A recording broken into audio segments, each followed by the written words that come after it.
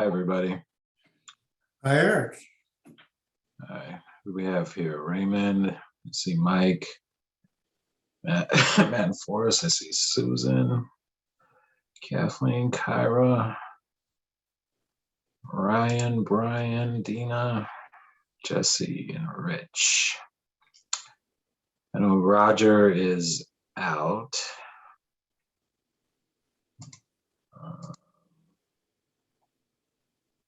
Everybody else, 1, 2, 3, 4, 6. So I think we got everybody. Hey, Matt, do we have everybody from your side? Yes, we do. Okay.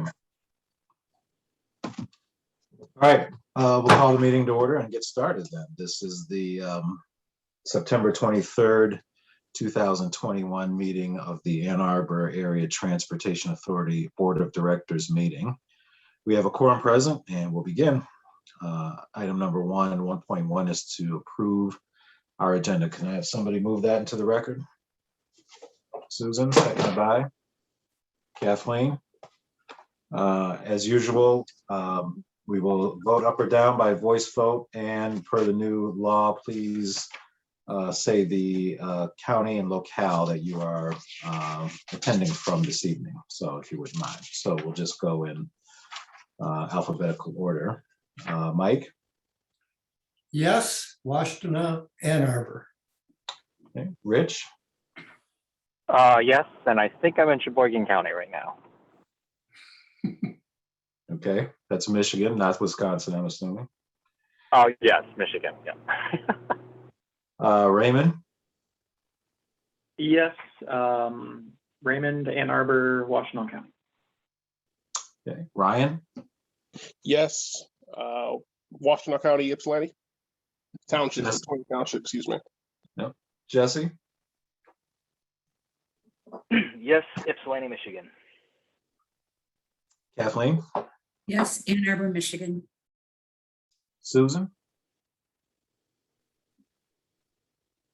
Yes, Ann Arbor, Michigan. Kyra? Yes, Washington County, Ann Arbor, Michigan. And I'm also a yes. Eric Mahler calling from or attending from Ann Arbor, Washington County. So that moves forward.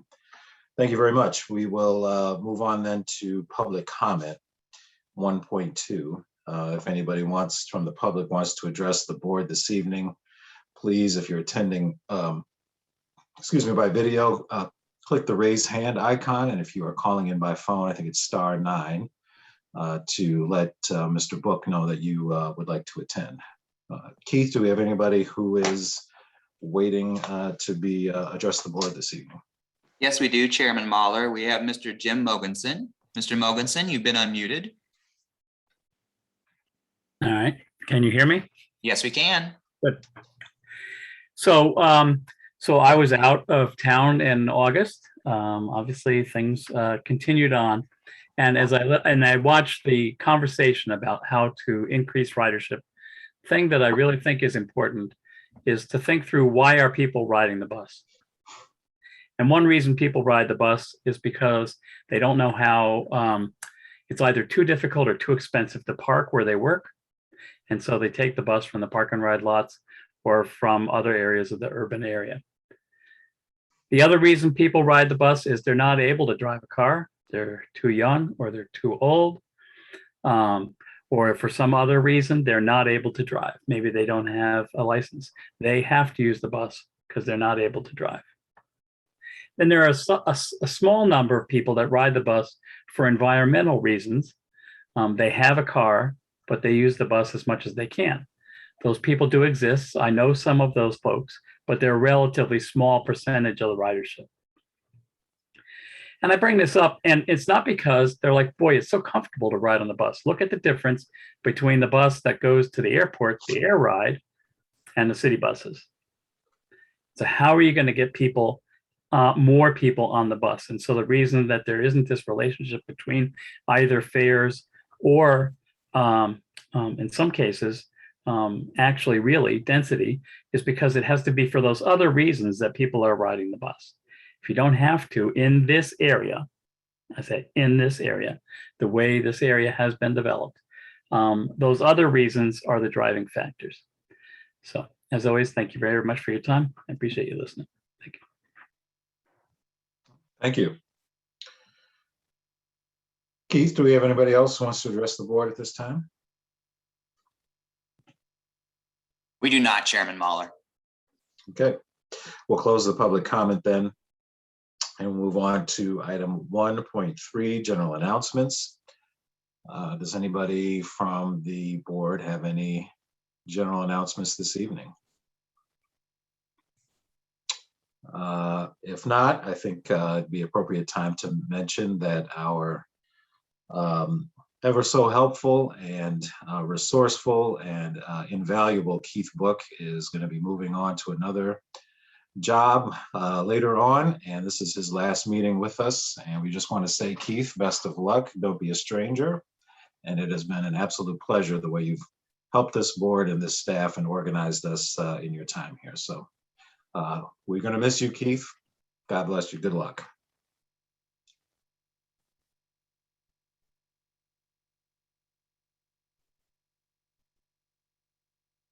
Any other announcements from the staff of the board? Thank you. You're welcome. It's been an absolute pleasure.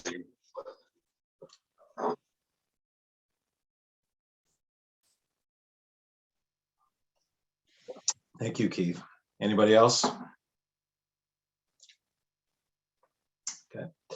We'll move on then to item 1.4, which is board officer elections. As we had to do last year, we have to do this all by vote in hands, etc., because we don't have secret ballots this year. So everything's going to have to be voice and everything else. As opposed to last year, I fully anticipate we will be electing a treasurer this year. We kind of have been off of that track for the last couple of years, but with our amended bylaws, I think we can put ourselves in a position to once again have a treasurer in accordance with our bylaws and our articles of incorporation. So everything will be done from the floor by voice in terms of open nominations, and we will start with treasurer, then go to secretary, then chair. So we'll open it up for candidates for treasurer. Would anybody like to make any nominations from the floor for treasurer this evening?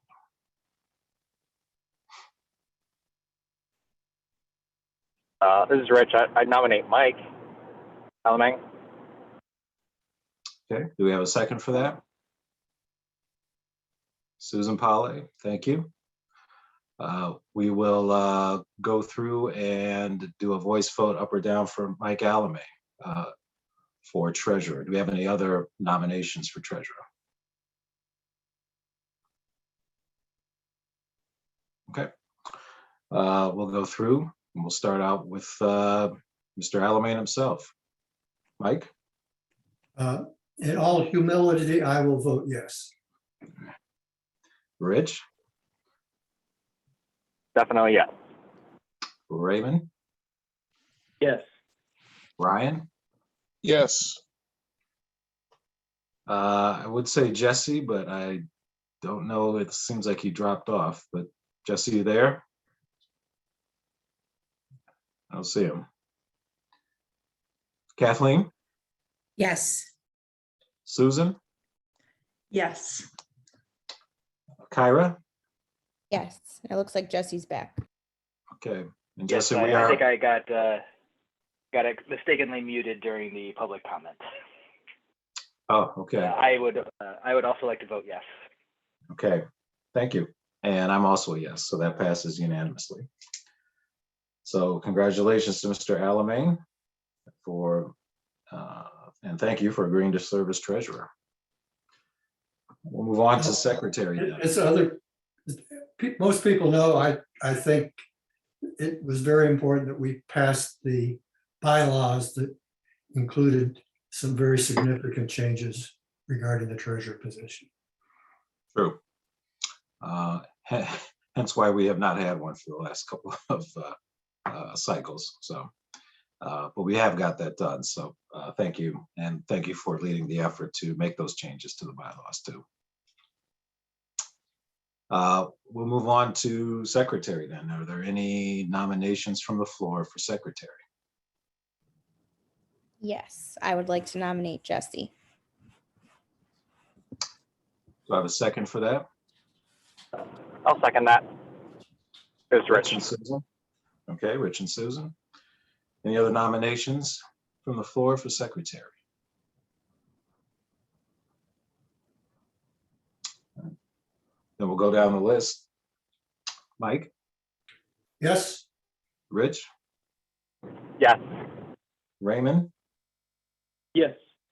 Ryan, Yes. Jesse, Yes. Kathleen, Yes. Susan, Yes.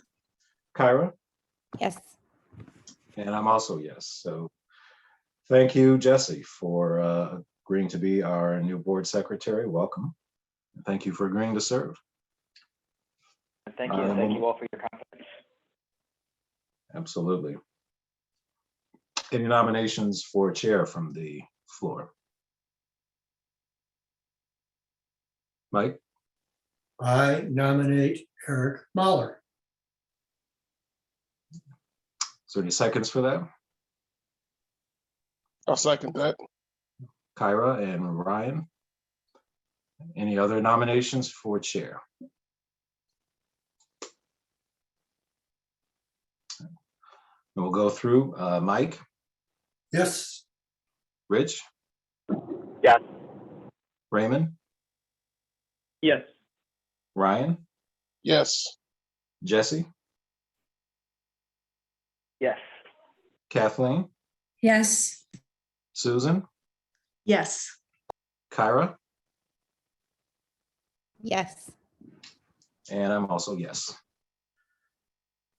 Okay, well, congratulations and thank you to our new officers, and look forward to working with everybody this year.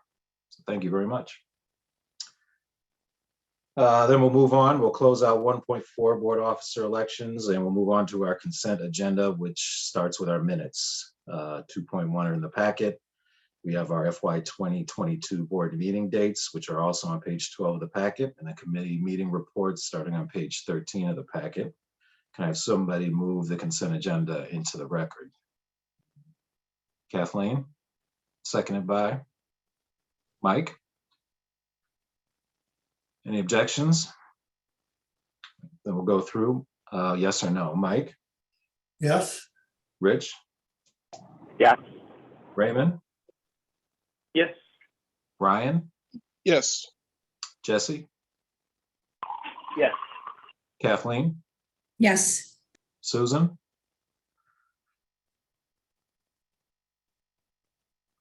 I don't think I'm heard. Yes. Kyra, Yes. and I'm also yes. So quickly through the first two sections, thank you very much. And then section 3, any board discussion on any of the committee meeting reports?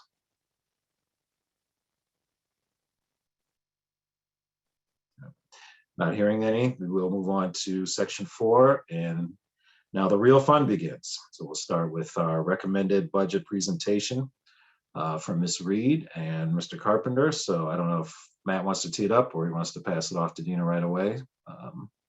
If not, I will turn it over to our CFO, Dina Reed, and she will lead us through the budget material starting on page 22 of the packet. So go ahead, Dina. Thank you, Chair. I think Keith is going to bring up the presentation for me. And there we have it. So thank you, everybody. I'm excited to share a brief presentation, just going over some highlights of the budget. I have also provided in your packet an issue brief outlining key changes since August, and I'll go through a few of those in a minute. Also presenting the budget to you with the changes, and in the presentation, I'll be highlighting some of the key points and key messages from our budget, including operating revenues and expenses. So we'll get started. First, I just want to remind you of the timeline and where we're at in the timeline. Have a little fun with it today. You can see that we started our budget development and largely with Natasha's help. So I'll give another shout out to her now. to say thank you for all the work that she started doing before I even got here. We started and staff started back in May and June in budget development, and now here we are, fast forward through September. Some key items that I want to point out here that we've had several opportunities for public comment. We've been very active in pursuing public comment. We've done press releases, we've done social, we've done a staff presentation in September as well to give people an opportunity to comment. And today we'll have an official public hearing as part of our board meeting. So that's been something important and something that we've really focused on over the past, I would say, month and a half. So today we'll present our recommended budget for approval. We'll have our budget hearing. And so here at this time, I'd just like to highlight a few changes from August to September. There were very few changes to the budget. There were a couple of notable changes, which I did mention in your issue brief, and I'll mention now. We had a just over $500,000 decrease in revenues due to state operating assistance reduction, which is a percentage that the state essentially provides via formula funds. And we also had operating expenses were pretty much flat. So we had some adjustments in there, but not anything notable, and it pretty much came out even. And so therefore, our capital reserve transfer was reduced by about the same amount that the revenue was reduced to 12.2 million. So those are just the major changes that happened from August to September. And then here in September, we're presenting the full budget and asking for approval. Overall, thank you for forwarding, Keith. Overall, the budget is aligned with the business plan and advances board ends. So we start earlier in the year thinking about what we want to accomplish. And obviously the board's the starting point with that. We have the goals, we have the high level objectives, supporting the community, serving our customers, modernizing the ride, planning for the future, and of course, maintaining fiscal responsibility. So we keep all of these objectives in mind. And we're moving forward with initiatives and a budget that supports these board ends. For 2022 operating capital budget, the high level overview is we are asking for approval for $55.8 million for operations and $10.8 million in capital investments. And as I mentioned, these numbers are very similar to the numbers you've seen throughout the budget, throughout the last month and the budget presentations where we've gone through a lot of detail. And here we're just going to talk about it more at a high level. We are using federal funding to meet all of our expense requirements from the pandemic relief funds. And we have presented in our budget presentations a 7-year operating budget projection and 10-year capital projects funding plan, and demonstrated that the capital plan is also fully funded for fiscal 22 and is also and will need to be additional funding to complete some of the projects as we look forward into the 10-year plan. But for the current fiscal year and the budget we're presenting today, it is balanced. So something I just wanted to share with you at a high level is where does our money come from? We are funded 28% local property tax revenues. And as I mentioned just a moment ago, we are heavily relying on pandemic relief funds to increase and to restore our service levels. We are using 28% of our revenues this year will come from pandemic relief funds at 18.7 million. And the state operating assistance that I mentioned a couple minutes ago is 16.9 million, or 25% of our budget. And then of course, federal operating assistance, passenger revenues, and other revenues as well. Our total operating expenses are 55.8 million, as I mentioned before. And we spend our money primarily on salaries, wages, and benefits, as you might expect. A majority of our funding goes for funding transportation and putting that money on the street. A majority of the 51% is operations and maintenance staff to operate the services out on the road. We also have a 26% of purchase transportation. Part of that is the new contract that we signed this year, which I think that you're familiar with, but I wanted to mention that that's where this That's where that comes through in the expense budget. So we have $18.7 million of expense for purchase transportation, and the rest is diesel fuel and gasoline, materials and supplies, contracted services, and so on. So what do we do? I mentioned it just a moment ago, just a little bit, but I wanted to share with you some pictures to kind of illustrate what I'm talking about when we're talking about these groups. The people on the left, all of those pictures, those kind of comprise operations, maintenance, and customer service. And customer service is external customer service as well as internal customer service. So our administrative costs are also in our salaries, wages, and benefits line, and they are for internal and external customer service. Purchase transportation, supplies includes fuel and tires, safety services and supplies. And then of course, we're maintaining and operating our facilities, as you can see in the upper right-hand corner. Additionally, we are focused on making capital investments to serve our customers. As I mentioned a few moments ago, our FY22 operating surplus is expected to be $12.2 million, and that's going to go into our capital reserve as we planned, as the board has asked. And then they will be spent on capital projects that will directly benefit our communities. You'll see here that we're spending a majority of our 22 budget on state of good repair. And then we have a little bit for expansion projects and value added. So our total capital investment for fiscal year 22 is $10.8 million. And on the right, the bar graph there, you can see how our funding sources are distributed.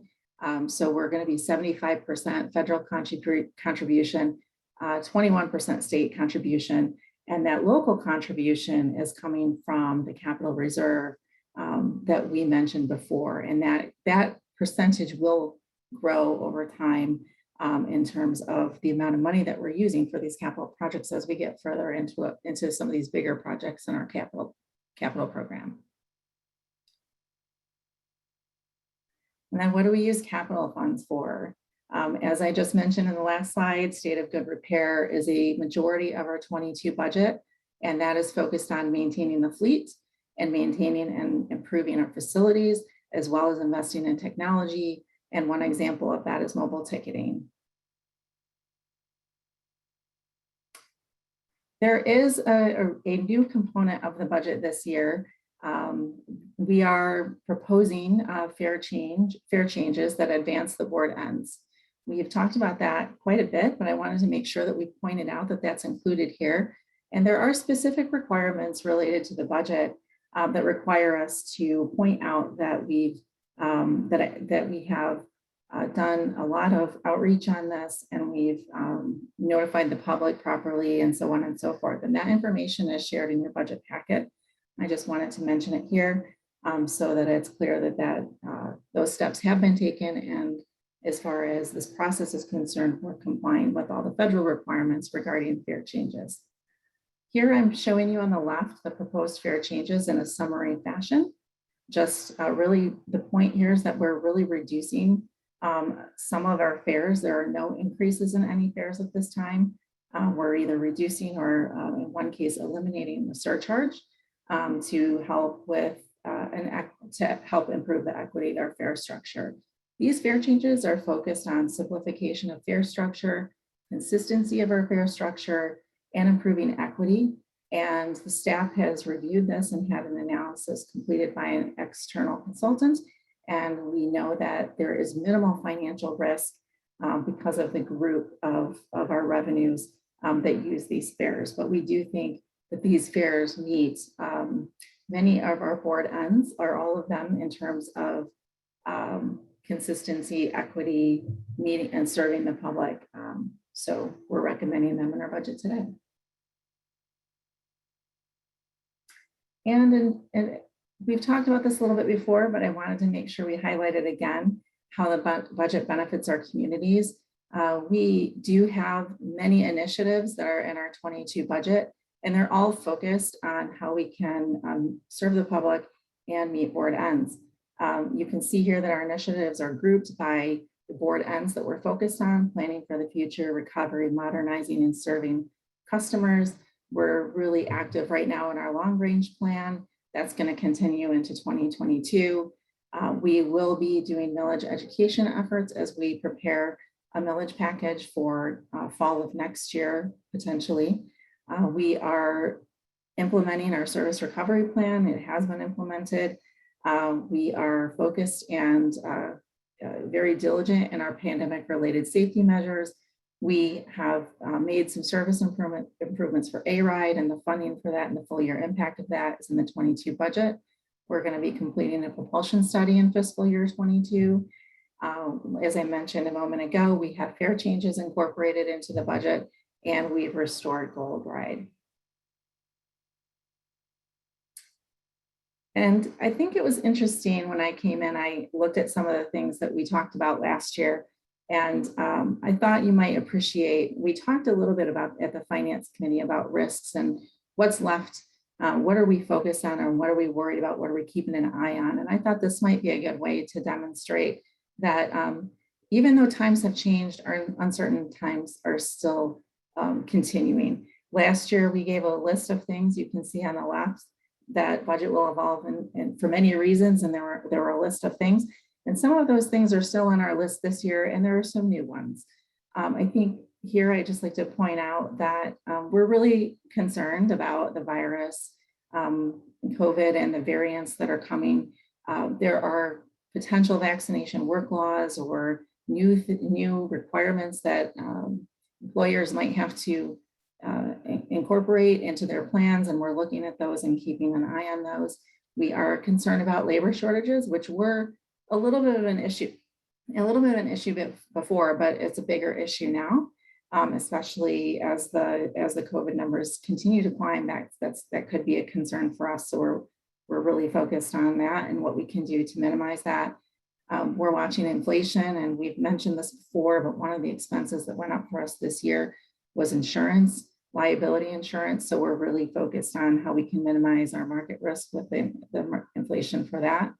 And we don't know what our demand is going to be necessarily. We've restored our services to full service levels, but we don't know how quickly or how slowly our demand will return for the use of public transportation. So we're going to be watching that closely as well. And of course, local property tax funding, state funding, and federal funding are, since they are major funding sources, as I identified earlier, we're always watching the indicators coming out in terms of how things are going. And right now it looks like the funding is being restored and in some case increased. So we're in a pretty stable position where that is concerned for now, but we will be keeping an eye on that.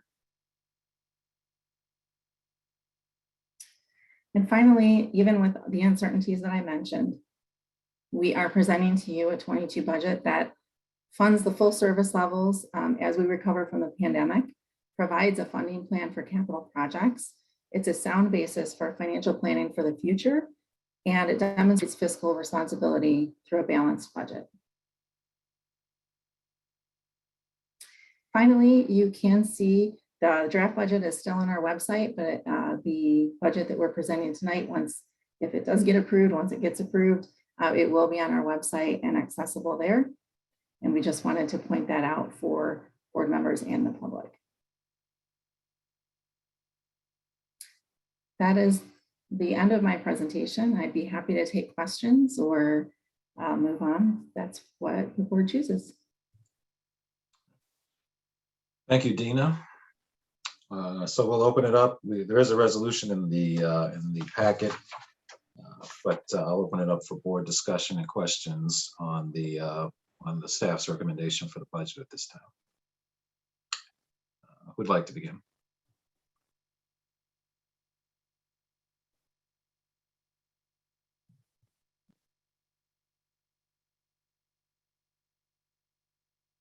Anybody have any questions or comments? Raymond? Eric, just a clarifying question. I know there's several different things related to the budget. We have,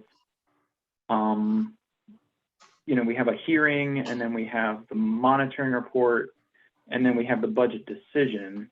I do want to talk about the budget. I just am, I was waiting maybe to have that discussion as part of the monitoring report leading into the budget decision.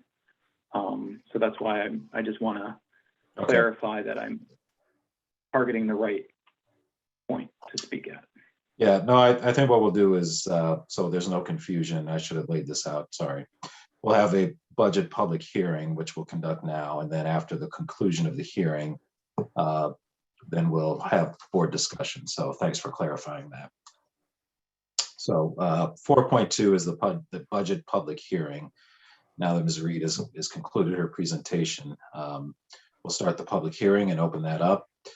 Again, if there's anybody from the public who wants to address the board as on the budget as through the public hearing, please hit the raise hand icon, or if you're on the phone, punch *9 to let Mr. Book know that you'd like to participate in the public hearing on the budget. Eric, could I interrupt before we start the public hearing? I wanted to say something. And in particular, I wanted to compliment Dina. TheRide has had a really good record in terms of preparing excellent budgets in the last several years and won awards. And Dina came in brand new, of course. She did certainly have the benefit of having Latasha on staff and already have started work. But I think the budget that we have been reviewing for several months now, and what Dina has done in terms of explaining it, organizing it, putting it together, including her presentation tonight, and just the results in the budget are very, very good. And I think particularly in a year 2022, where we've got continued very difficult challenges regarding the pandemic and some other things related to the pandemic that we didn't even anticipate, like labor shortages, for example. And also in a year where we're implementing a change in our policy in terms of utilizing revenues to fund a capital reserve. I mean, it's just a very difficult year. And I think Dina has really done a terrific job in a brand new position. I would like to thank her very much. Thank you for that, Mike. Yeah, I as would appreciate we all. Yes, excellent job on the presentation and getting this together. So Keith, do we have anybody who wants to address the board as through the public hearing on the budget at this time? Yes, we do. We have Mr. Jim Mogensen. Mr. Mogensen? Yes, I'm here.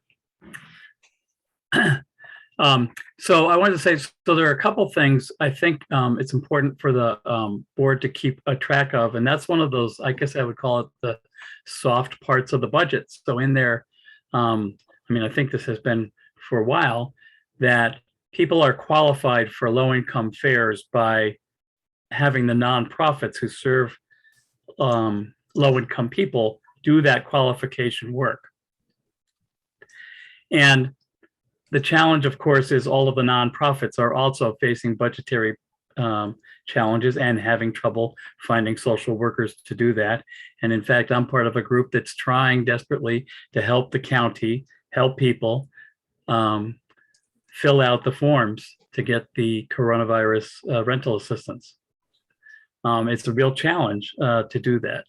So as that happens, you may see a drop off in the number of people qualifying, not because there's an actual drop off in the number of people qualifying, but because other parts of the system are struggling to make some of those things happen. And it's also people's financial pictures have become more complicated. So, and now that it's outside the authority, that can become a real challenge. The other is fair media changes that can happen out of the blue, independent of the formal structure, and to remember that those can also have impacts. And finally, the conversation that's happening at the capital level, now that things are going into the capital reserve format, there is this challenge of debate about what to do, whether we should put forth the transit centers, both and Blake Trans Center and the Ypsilanti Transit Center, Or do we have to do, right? This is one that I kind of anticipated might become an issue. And this is a huge concern. And particularly since you're doing the propulsion study, which is also to see whether we should have electric buses. That's a huge concern moving forward. So thank you very much.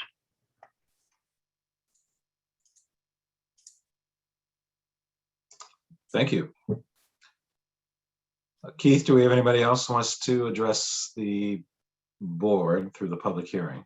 Yes, we do. We have Mr. Robert Pawlowski. Mr. Pawlowski, you've been unmuted. Good evening, everyone. First thing I'd like to say is great job to all the work that Dina put into making that presentation. I was able to catch the tail end of it. I just got out of another meeting, but it was well done. The tail end of the meeting presentation I saw was really well done, especially how the budget is looking out for putting funding towards a new transit center for Yipsy and also new fleet as well. All that good jazz, especially the new fleet. So good job to her on the presentation. It was really well done. And I'd like to say, like I said during the public hearing back at the first week of September that was held, it was a really well done budget. I know Dina was excited to hear all the public feedback, the good feedback I gave to her on that budget. And I'd like to repeat this to the board. She did a well done job, and the budget is really well done.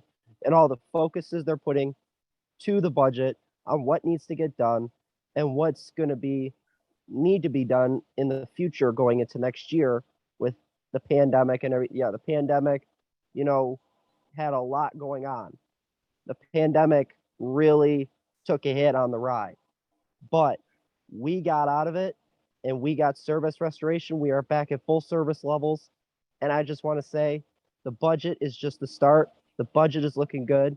And I really want to give TheRide a big thank you for all the hard work they've done during this budget, especially Dina, for all the hard work she's put into it. So thank you very much and well done. But thank you for the time and opportunity to speak. Thank you. Keith, do we have anybody else who wants to address the board through the public hearing? Yes, we have Ms. Michelle Barney. Ms. Barney, you've been unmuted. Hello there. Can you hear me? Yes, we can. Good. Okay. I loved seeing the budget, even though I'm not a financial maven, because I never realized how much each amount, both that we receive and that we spend, really was. It makes it concrete and understandable why you struggle so hard to do all the things we'd like you to do. The other thing is, I want to say the business of having MV transport and the part they do separate from the AAATA ride people is very complicated. When something happens in my day that things change, the MV transport people often find it hard to get through to their own dispatcher so that changes can be made. Last week, my doctor at East Ann Arbor canceled her whole day, and therefore I had to request a change from the ride. We got it done, but these things take half an hour or more and may not be done for an hour because people are busy or whatever. I don't know what could be done to improve the system. I don't understand how it works. However, the MV transport drivers are getting better. Many of them are not from this area, and they are learning where things are. I mean, they're taught, but knowing actually what something looks like, they're getting better, and they're very kind people. Thank you. That's all. Bye-bye. Okay, thank you. Keith, do we have anybody else from the public who wants to address us through the budget hearing? Yes, we do. We have Florence. Florence, you've been unmuted.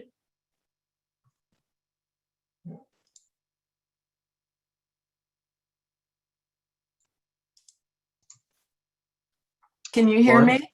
Yes, we Go ahead. can. Go Okay, ahead, Florence. thank you. Thank you. Yeah, my name is Kitty Morlock, and I had a very helpful conversation with Tracy Bird last week. I haven't been following the AAT board, but I really appreciate all you do. This is in regard to the Gold Ride. I'm between cataract surgeries, and I learned from my doctor at Huron Ophthalmology that I could take the senior cab to and from my place, which is in downtown Ann Arbor, out to Huron Ophthalmology. And I was surprised to find when I called AETA that basically the gold cab has been discontinued. I probably haven't used it for 10 years. I use the bus when my car isn't working. So I was surprised.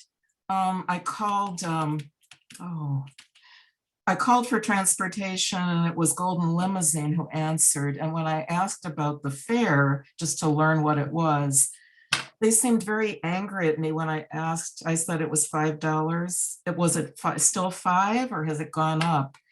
And the person seemed very, very angry and defensive and said it's $20 each way. And I was surprised about that change. I talked to Tracy and learned about what went into that. When I looked at your budget, you're saying that Gold Ride restoration is part of the budget. So I'm here to comment on that was such a huge change of price for the general senior public, and also whether Gold Ride restoration is being looked into for the future, or whether you've made some changes now. I'm just interested in knowing, because I think the Gold Ride for the general public was a very fine service. I would only use it for medical when I needed to, or groceries when I needed to. But it sounds like that's in limbo now and just cannot be done within your current budget limitations. So I just wanted to comment on it because I had no idea about the changes. Thank you for all you do. Thank you. Keith, do we have anybody else who wants to address us, the board, through the budget hearing? No, we do not, Chairman Mahler. All right, thank you. All right. We'll close then the budget hearing portion, and we'll move then to board discussion and a vote.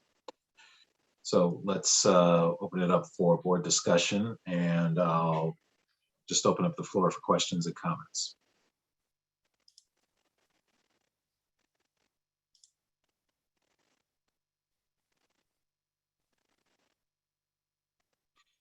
Raymond? Yeah, sorry again. Sorry to belabor this point. In the agenda, we have several different pieces before us. We have the monitoring reports, and then we go into the budget decision. So again, I just want to, right. I don't want to backtrack. So I just want to make sure I'm making the comments that I want to make at the right time. So that's all I'm looking for. I'm happy to make those now if you think now's the appropriate time. Yeah, we will get to the budget decision after the monitoring reports. I just wanted to know if there was any initial feedback to the recommendation that we just heard, or the presentation we just heard from Dina. You can save your comments for the budget decision discussion as well. If not, we'll go into the monitoring reports. So unless there's a board member who wants to make a comment or a reaction to Dina's initial report.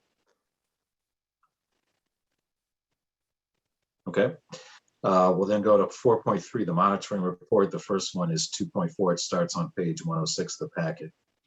This is planning and budgeting policy, and I think Dina will take us through that as well. Thank you. Yes, so as Eric said, you have the issue brief and the monitoring report for policy 2.4, planning and budgeting. As well, all of the comments actually in the issue brief reference the fiscal year 2022 recommended operating and capital budget that was in the packet and attached to the monitoring report when it went out. So I was just going to introduce that we provided that report, and we did get several comments back, and it looks like the comments and the report are at the end of the packet, beginning on page 136, in the event that you hadn't had a chance to review it before. So the board survey results We had 6 board members reply, and there were a couple of comments, which I have reviewed. I'm not going to mention them unless there's discussion, but we have reviewed them, and I think that there are some things we can look at for consideration for the next report. And thank you for whichever board member had the nice comment to the budget in that report as well.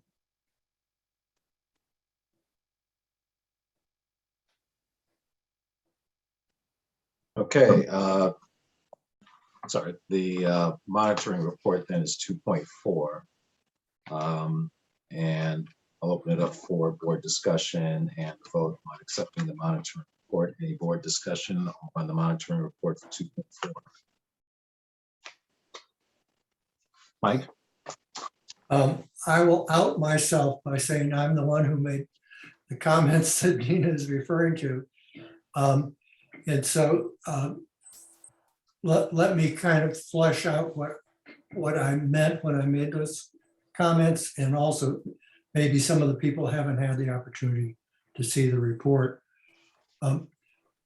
Bottom line, in going through the 2.4 policy on financial planning and budgeting, I think it could use some work and some modifications. And that's mainly what my comments addressed. Just take a look at what I had to say. First of all, 2.4.2, let me read it to you all. It's, in fact, let me even give a more of an introductory report or overview. Just like every one of these policies that are monitored, it has a lead-in kind of generalized statement and then a bunch of subpoints. And one problem I have with the policy is it's titled Financial Planning and Budgeting. And then it leads into the subpoints by saying, without limiting the scope of what we just said, the CEO shall not cause, allow, or fail to address budgeting that. And then there's a whole list of things. But the problem I have with that is the fact that really this is about financial planning and budgeting, but it appears that the subpoints are only addressing budgeting. And to the extent most of them are concentrated on that, there's actually maybe 2 or 3 that could involve financial planning too. It's confusing. It's limiting in terms of looking at these subpoints if they're only addressing budgeting and not financial planning. One comment that I did put in there that maybe it could be considered to have two policies, one that is more long range that addresses financial planning, another one more specific to budgeting. That might be one thing to consider, but even without considering that, I think the language needs to be tightened up to reflect that these subpoints could be more than just reflecting budgeting. And the way I see budgeting is we're talking about next year's budget, and that's what mainly Dina refers to in the responses in terms of evaluating this particular report. I hope that wasn't too confusing. Some more specific comments. Again, back to 2.4.2. And let me read that.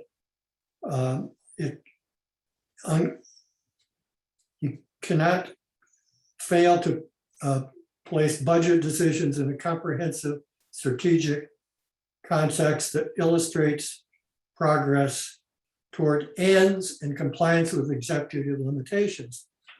On the other hand, I think the response in there doesn't really refer to ends at all. And And I think in the future, we really need to pay more attention to the ends unless we rewrite this whole thing.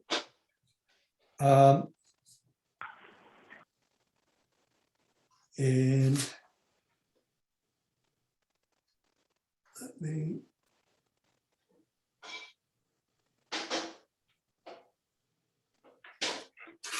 look at my comments again. We got in 2.4.8 and 2.4.5, we're talking about not causing deficit spending and not creating unfunded future obligations. And the answer, you can see in figure 17, which is in Dina's entire budget package. Mike, can you hold on one second? I think, Sure. well, thank you, Rich. So I think we were getting some feedback. And we've talked quite a bit that there's several years in there, I think beginning with 2024 through 27, if I'm not mistaken, where we're showing a deficit. We recognize that. We recognize that we have a structural deficit out in the future. That's kind of been pushed more off into the future because we have this funding from the federal government, but we still face it. We recognize it, but we haven't really yet addressed it. And a criticism that I would have in terms of this report, and also really in terms of the budget, I think we do. All we say in the budget when we're talking about those years is it needs to be addressed. And I think, yes, we've been saying that for years. It does need to be addressed. Certainly it does. We need to start saying something about at least our options that we're going to be looking at, the time frame we're going to be looking at, and things like that. Another thing regarding 2.8 specifically, in terms of the unfunded future obligations, we're not creating. Let me look at the actual language. The interpretation really focused on creating any new expenses that creates unfunded future obligations, and didn't really address the fact that these future obligations really were not newly created. They were created in the past, but the answer gets completely narrowed down to, well, we didn't create anything new, so it's really not, it's kind of ignored here, and I had a problem with that. So anyway, I hope I kind of expressed some of my comments that I had made on this report. Again, I don't particularly blame Dina. I think it's mainly involves the way that the 2.4 policy is written, and I think we should give some consideration to amending that. And yeah, that's all I'll say for now. Okay. Thanks for the comments, Mike. And I mean, if you and the Finance Committee want to work on suggested changes, that would be absolutely fine. Yes, I would be happy to take that responsibility to the Finance Committee to address sometime in the future. Okay. Seeing what changes might be made to this. Okay. Any other comments from board members on the monitoring report for 2.4?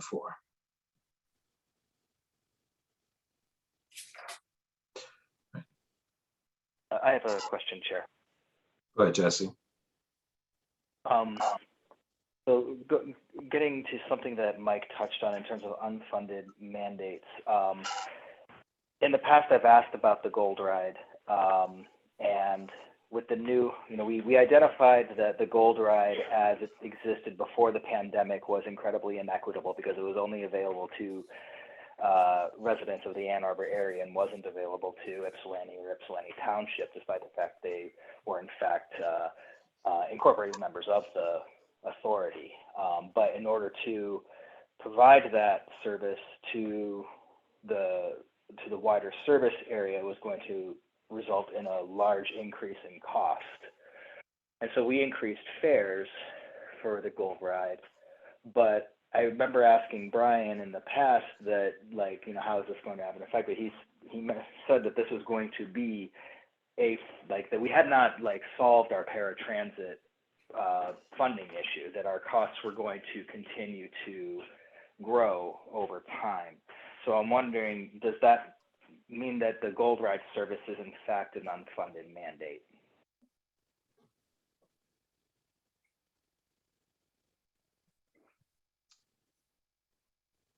Who from the staff wants to address that? So if I might, Mr. Chair, it's a bit of semantics. An unfunded mandate is usually a law from a senior level of government, like the federal government. So the Americans with Disabilities Act, for example, is an unfunded mandate in so much that it causes us to incur costs without paying for them. So that's so what I think perhaps, Jesse, I think maybe you're talking about unfunded future obligations. Is it policy 249 or 248? Yeah. I guess maybe that's a question of who's doing the mandating. You know, are we creating a mandate for ourselves to run this service? But you're saying that actually has a specific legal definition. So, for instance, if we were to not fund the TheRide service, that would be an unfunded mandate. Because no, it would be a lawsuit in about 24 hours. Right. Well, but right. The paratransit ADA required minimums from TheRide, what is sometimes called TheRide, that is the federal requirement from the ADA. That is a unfunded mandate. Gold Ride is a service that we chose to provide many years ago that's above and beyond the federally required minimums. So it's not an unfunded mandate. It's something we've chosen to do, but it does have costs associated with it that, you know, from a long-term perspective, we struggle to accommodate. So this is, you know, kind of just talking about language. I want to make sure we get to your question directly. I want to make sure I understand it. You know, I think you have addressed my specific question. And again, so you're saying that the term unfunded mandate, that comes with like specific legal definitions of what the mandate is, and like it's not like that's not simply saying that we've created a service that we can't pay for over the long term in our budget. That and that's what I understand your answer to be. Yes, that's correct. I don't know if it has a legal basis, but the term unfunded mandate, particularly in this industry, is broadly understood to mean things like the ADA that we are required to do, costs we are required to pay. Things like Gold Ride are not part of that, but TheRide is. So just general services that we set out for ourselves to do would not count as a mandate that could be unfunded. You're talking about the things that we have to do as part, you know, that like to our existence, like we have to provide transportation in general. Because of our bylaw, or what is it? The Articles of Incorporation say we have to do. No, yes and no, but I'm not. It's kind of a deep rabbit hole. We can choose to provide. And I don't want to. So I guess it sounds like my question about Gold Ride doesn't pertain to this particular piece of policy, and I guess maybe we can count that as addressed. And this is something I might look forward to talking about as we talk about the future of Gold Ride going forward as we continue to assess it. But it does sound like my concerns about the funding of Gold Ride don't particularly pertain to the policy of unfunded mandates. I'm not aware of a policy specifically pertaining to unfunded mandates, but there is the wording about unfunded future obligations. Is that what you're referring to? That could be. And I'm sorry, I've been without power for going on 30 hours now, and that's where my board packet is. So I don't have any of my language. Oh, I'm sorry. So that's also why I'm dialing in today. So I'm sorry that I don't have my usual reference materials here. So I don't want to take up too much of people's time just because I am not adequately prepared with the exact verbiage of the question that I'm asking. So I'm just going to let this go. We'll be happy to follow up with you later.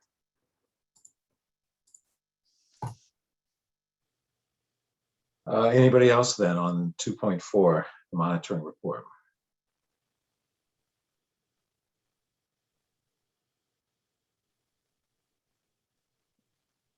Okay. Then we need a recommendation and a motion from the floor to adopt the monitoring report.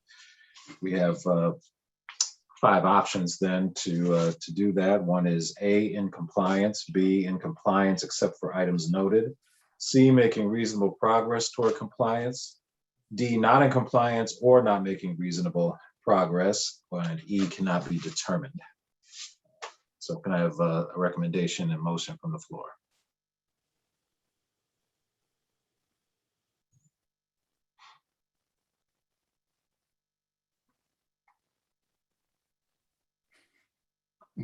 Somebody want to jump up, make a recommendation? Susan? I would recommend that we see the report as compliant. Do I have a second for that? This is Rich, I'll second that. Kyra, Rich, and Kathleen. Then we'll go through. Any discussion further on that? If not, we'll go through the list and vote up or down on the monitoring report as recommended. A, in compliance. Mike? As I had outed myself before, I am in the minority of one. I vote no. Rich? Yes. Raymond? Yes. Ryan? Yes. Jesse? Yes. Kathleen? Yes. Susan? Yes. Kyra? Yes. And I'm also yes. That passes 7-1. Thank you.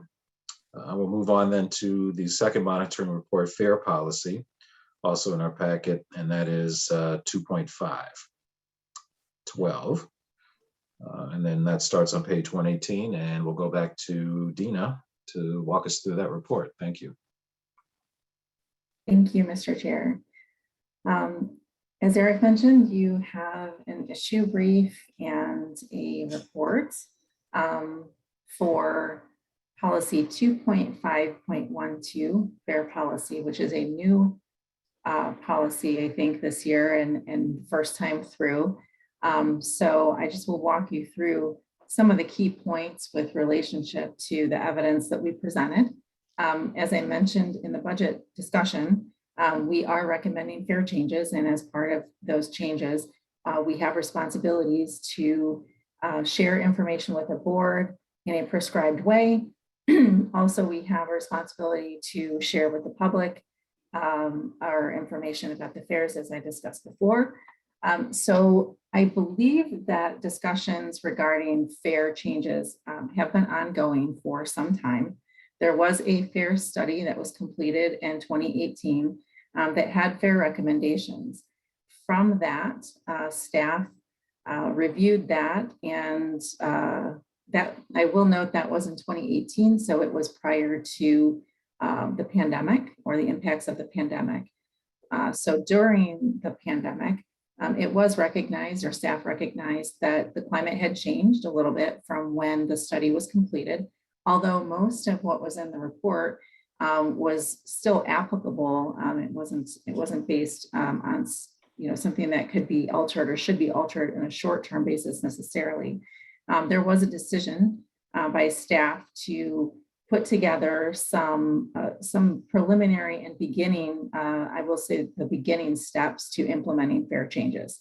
So the fare changes that are presented in the budget and the fare changes that are presented in the issue brief for this fare change report or compliance for that do not include all fare recommendations that we will make.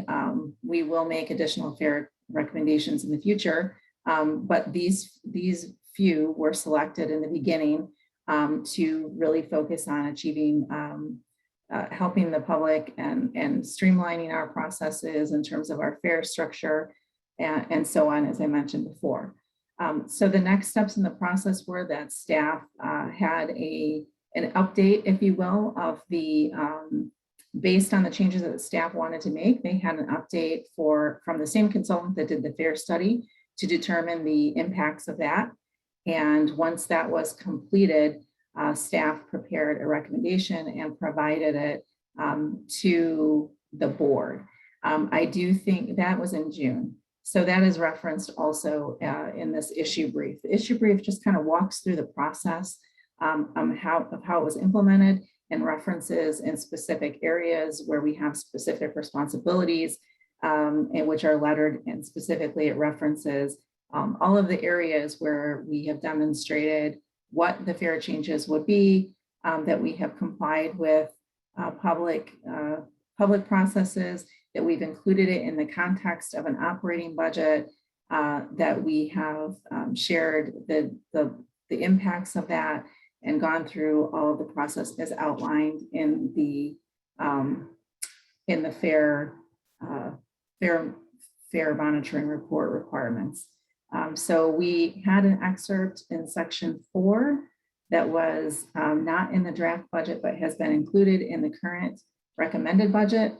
We also provided that appendix as support for the issue brief, and that is what you'll find starting on page 123 of your board packet. It not only outlines what the fare changes are in context of all fares for the organization, but then it walks through the evidence related to how we supported all the requirements related to the fare change policy, starting on page 126.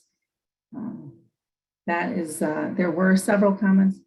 I believe there were 4 respondents to the survey, and there were several comments, and I expect there will be discussion on this today, but I wanted to share with you just basically the outline of the evidence that we provided and the references to all the documents that we provided as well.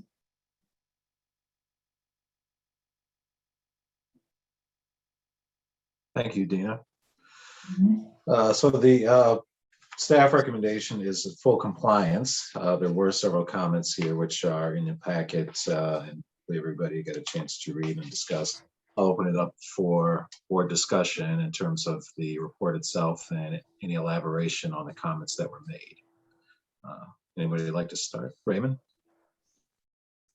Yeah, thank you, Mr. Chair. So if Mike outed himself as part of the last report, then I will out myself on this report with some of the comments that were included in the monitoring report. What I'm ultimately going to suggest is that 2.5.12.1 be identified as partially compliant as opposed to fully compliant as it's currently written. And in turn, I will recommend that we vote it in compliance except for items noted. And here's my rationale for that. First, what I'm going to say, I've been saying since June. So I've always had a little bit of heartburn over this fare adjustment. I wasn't quite convinced when it was first rolled out to the public that I didn't know really what we were achieving with it. And I still to this day remain somewhat unconvinced. In particular, tying it back to the policies identified in the monitoring report and others, if you look at 2.5.12.1 subpart B, there's language in there that says provide data that demonstrates the fare adjustment is fiscally responsible and aligned with achievement of the board's ends. Now, there are 2 statements in there that might even be at cross purposes. First is fiscally responsible, and then the other is board's ends. Obviously, being fiscally responsible is one of our board's ends, but also attracting new riders as part of our board's ends as well. So, trying to figure out how we, split the uprights on this can sometimes be a challenge. But my concern has always been the fiscal responsibility of this fare change. Even tonight, and in the budget itself, there is an acknowledgement that the fare adjustment will lead to a deficit of about $60,000 per year, in addition, to. And while we recognize that this is a very small fraction of the overall budget of the AAATA, it still represents a revenue loss at a time when we are struggling as an organization to address a looming structural deficit. And, on page 11 or 12 of the budget, that is acknowledged. It says deficits are forecasted to grow from 143,000 in fiscal year 2024 to over $7 million in fiscal year 2029. So the fact that we are adding to that deficit with $60,000 per year just further complicates that issue, in my opinion. Then the second part of the language that I want to draw your attention to is under 2.5.12.1, Part D. There's talk about the implication of the proposed fare adjustment on ridership. And I haven't, and maybe this is just me being stubborn, but I really don't feel like we've been given a very compelling case that the fare adjustment will in fact increase ridership. There are a couple of different factors, many of which are above my head about price elasticity and what actually attracts riders to the system. One of the goose chases that I had Dina and Matt and Brian and others chase down for me is what percentage of our riders actually pay for their fares directly versus how many of them benefit from a third party that pays their fares. So in other words, how many are University of Michigan, where employees or students or faculty, where their fares are paid, how many are Get Downtown, so forth and so on. And sure enough, the majority of our riders, albeit a small majority, it's like 55%, do not even pay their fares directly. They're paid by third parties. So I think that's an important consideration because when we talk about attracting new riders, the majority of our riders remain unaffected by any change, whether it be increase or decrease to the fare.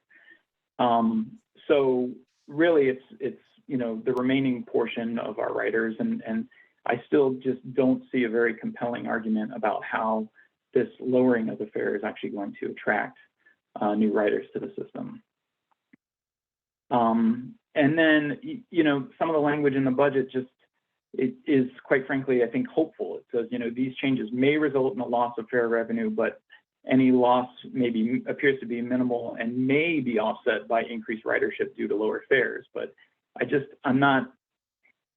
doesn't seem like a fairly compelling argument. And I was trying to find some of the information that Brian had presented at, I think it was either a finance committee or maybe it was even the board, that showed how long it would take for us to even get back to pre-pandemic ridership levels.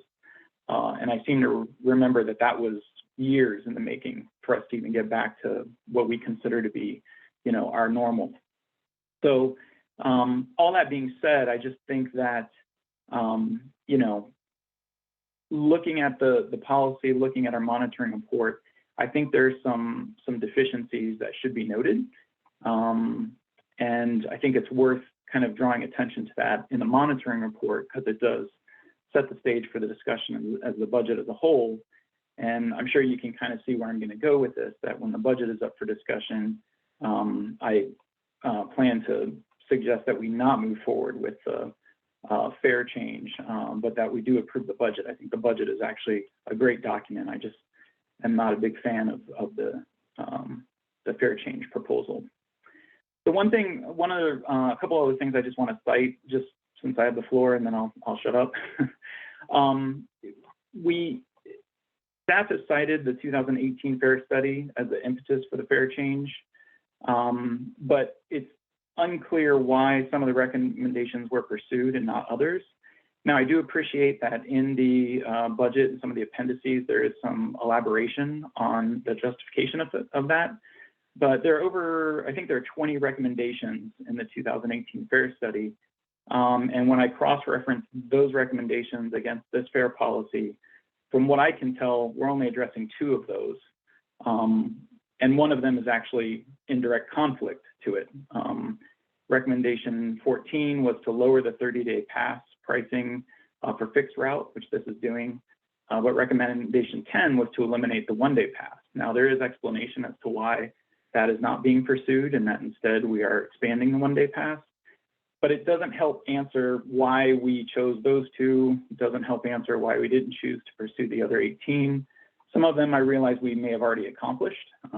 So for example, there's talk about mobile ticketing. So we, accomplished that not too long ago during the pandemic. But it just doesn't feel like a very coordinated and holistic strategy to the fair. And I'm of the impression that we should maybe go about it a little bit more methodically than perhaps we did this go around. Couple other, just 2 last thoughts. You've heard me say before, and I think it does play into the bigger picture. Our fare box recovery, while it is within kind of the range of normal, it is on the lower end of that normal trend.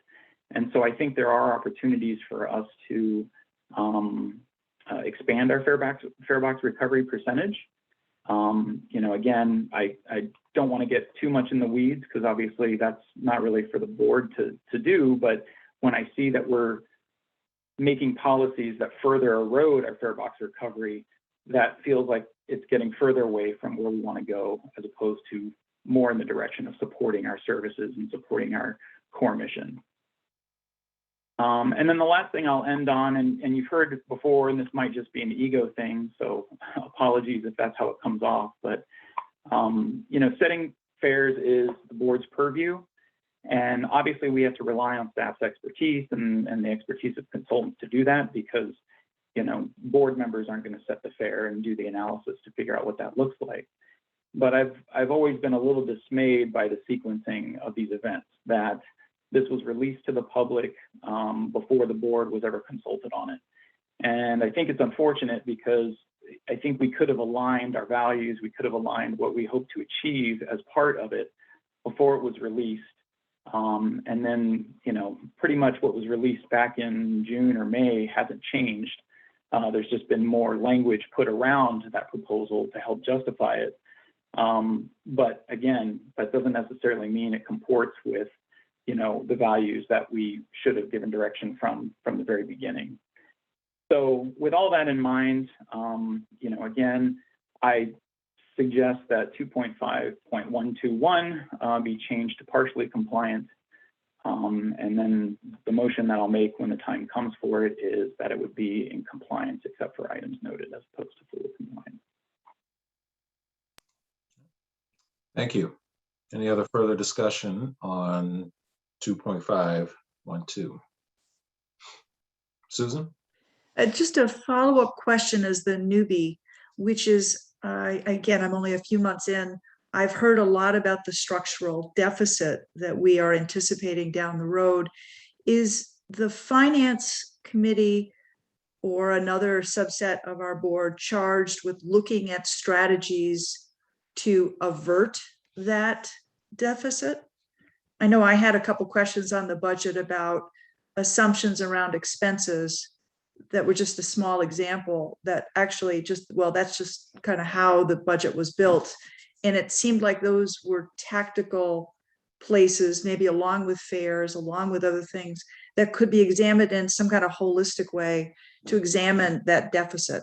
I'm feeling a passivity about the structural deficit, like we're heading to Niagara Falls and we're just going to fall over it. And when we hit things like this fare analysis, it's just one thing, well, we'll just deal with it. But 60,000 here and whatever amount there, it would feel better if we were maybe looking at it holistically and saying this is where we could make policy changes to either slow the deficit from coming or minimize or lessen the amount that's coming. Is it being looked at in some holistic way, I guess is the question?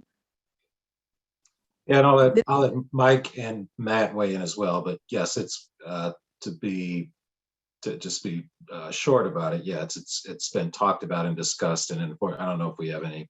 We probably don't have any of the usual charts that we've discussed time and time again before you got on the board, Susan. But we've Dina's predecessor in the role did a really nice job in setting up for us kind of the charts and the assumptions and the trajectory, I guess, of the structural deficit. And yes, when we say we're headed for the structural deficit, it's nobody, and I don't want to leave you with the conclusion that we haven't either looked at it, discussed it, or don't have a plan to address it, and then we're going to fall off the cliff and just kind of shrug our shoulders and say, oh well. Nobody's ever kind of said that. So, I mean, we do have a plan in place to deal with that, and the finance team and the finance committee, the staff, Matt, et cetera, do have a plan in place to address that deficit over time. So, but I'll let Mike and Matt maybe weigh in as well if they want to elaborate to give you a little assurance about that. Mike, do you mind if I jump in? Go ahead, Matt. Sure. So technically it's delegated to me and the staff. It's certainly something that we wouldn't be grappling with without the board. We're kind of taking it one step at a time, getting this budget, dealing with the pandemic, getting services restarted, getting this budget approved, and then turning our eyes towards the next things. I hope to be sending out some preliminary information to the governance committee about the millage tomorrow. And Dina and I have talked about the need to sort of go back through the budget, maybe sharpen pencils, see what from an expense and cost point of view can be grappled with. So technically that comes back to me, but it's certainly something we'll be involving the board in as we kind of get the ideas together. It was actually staff that pointed out to the board that a structural deficit existed. So that it's kind of been in our wheelhouse for some time now.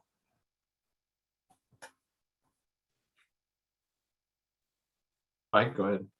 Yeah, I agree with what Matt just said. Actually, Matt and I joined the board at the same time Matt became the CEO.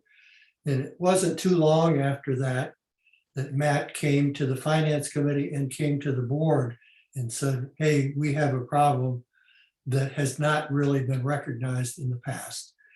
And it basically came from the millage that was approved to do the expansion of services. What was promised to be expanded and provided in terms of services was not going to be adequately funded by the millage dollars. And Matt was very forthright in bringing that to the board. And he should really be commended for that. I certainly also agree with him that it is the staff's responsibility to propose how that should be addressed, and not the finance committee doing a study or something like that. On the other hand, as you might have heard or inferred from what I said earlier, I think it's frustrating, although there are some reasons like the pandemic, that this really hasn't been specifically addressed, at least to the finance committee or to the board yet. And fortunately, I think we've gotten a little more time because of the pandemic, because of the additional funding that we got. It's kind of pushed this out a little ways into the future. But this is something we've got to start moving on. And I think and I'm sure Matt there are things that are going to be happening and we're going to be hearing about it. And Dina will be involved. Obviously, she's very new to understanding this. There's although she probably found that out from Matt pretty soon. But yeah, it's a serious issue that the staff has to address and that the board has to be on top of.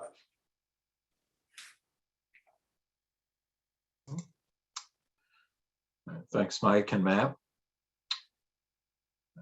Any other discussion? Let me also add, regarding going back to the monitoring report, I think Raymond makes some good points. I think the increase or the changes in the fares, I think Matt has already said, at least in the finance committee, that it was not handled as well as he would have liked. For a number of reasons, the board should have gotten involved earlier, like Raymond said. The board should have been provided more information about it too, in my opinion. On the other hand, there's not, what's being proposed is very small. It goes in the wrong direction, but it is pretty small. And I'm hoping that within the next year, that we will go back to a more comprehensive fare study and a more comprehensive look at our whole fare structure. And we will get information about what makes sense and why financially. I hope, but I don't know if it's even possible, that the elasticity in terms of the demand versus the price will be addressed, and that there will be some knowledge about that can be imparted, but that's got to be a really difficult thing to address. That's something I would be very interested in, because obviously just raising fares to some point at some point you're going to get a decline in revenue rather than an increase in revenue. So it's a really tricky thing that I know very little about.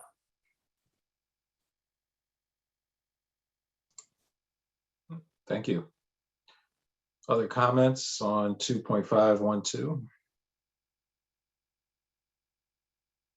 Discussion? Matt, go ahead. Thank you, Mr. Chair. And Raymond and I have been talking back and forth about these concerns, and as two of the three beard wearers on the phone, we're still going to be buddies, even if we may not see eye to eye on this particular point. I don't know where Jesse stands on it, but he and his beard can decide for themselves. I do have sort of a response, for lack of a better word, but I also want to make sure board members have a chance to speak first. Yes, so again, any board members want to jump in at this time?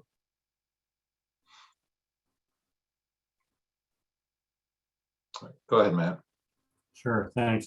I want to start by thanking Raymond for sort of raising some of the challenges with the recommendation. This is the first time in well over a decade TheRide's attempted to change its fare structure at all. And there was no real clear path in how to do that, although we do now have a fare policy from you and a fare study. In previous years, we had no idea how to proceed at all. And it has not been without some bumps, as Raymond alluded to and Mike alluded to as well. So I see sort of three areas here, maybe to structure my comments on. First is the process, then the specific recommendations in the budget, and then just a comment about policy governance and sort of precedent. First of all, the process has not unfolded as I would have liked. I want to own that, take full responsibility for some of the things Raymond brought up. This was very much a learning experience for me.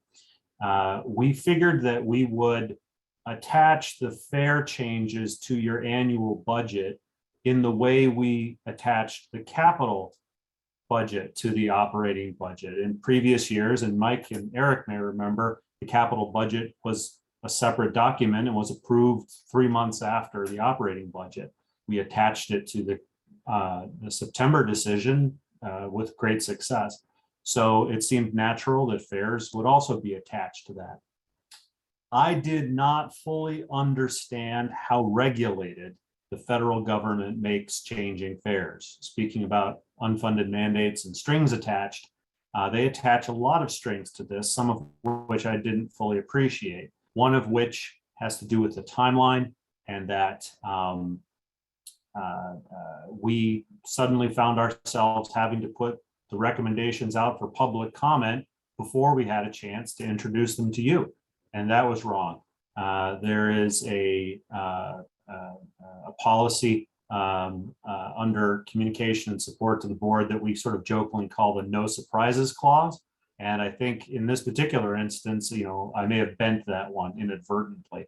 I also did not realize how much equity analyses are required by the federal government. And this put a lot of stress on staff and Forrest and his team conducting a lot of analysis that I had not expected. So on top of all that, we were still dealing with the pandemic, the service restart, and then the loss of the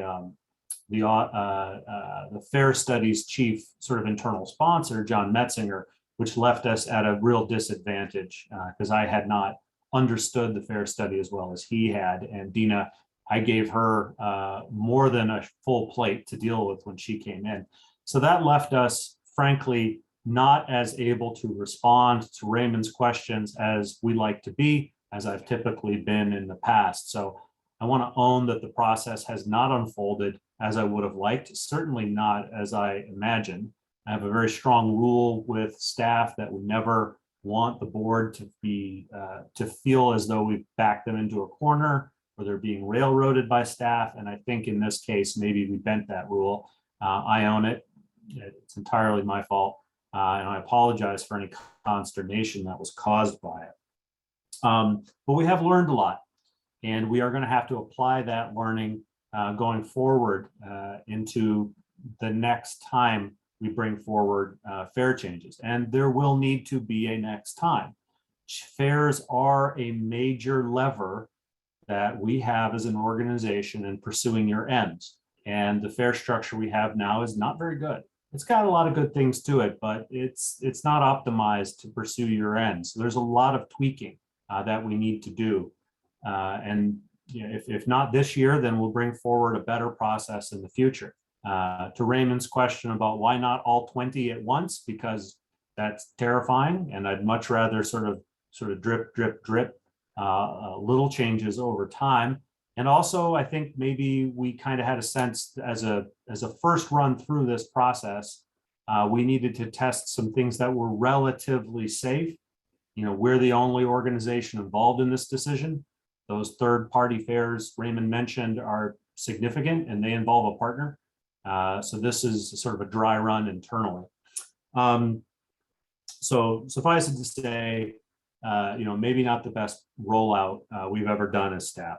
The recommendations that are in here, I think, are pretty good. I've gone back through the study and some of the adjoining documents, not all of which we provided to you because they were very detailed. They are tailored to pursue your ends. So a good example is the day pass one.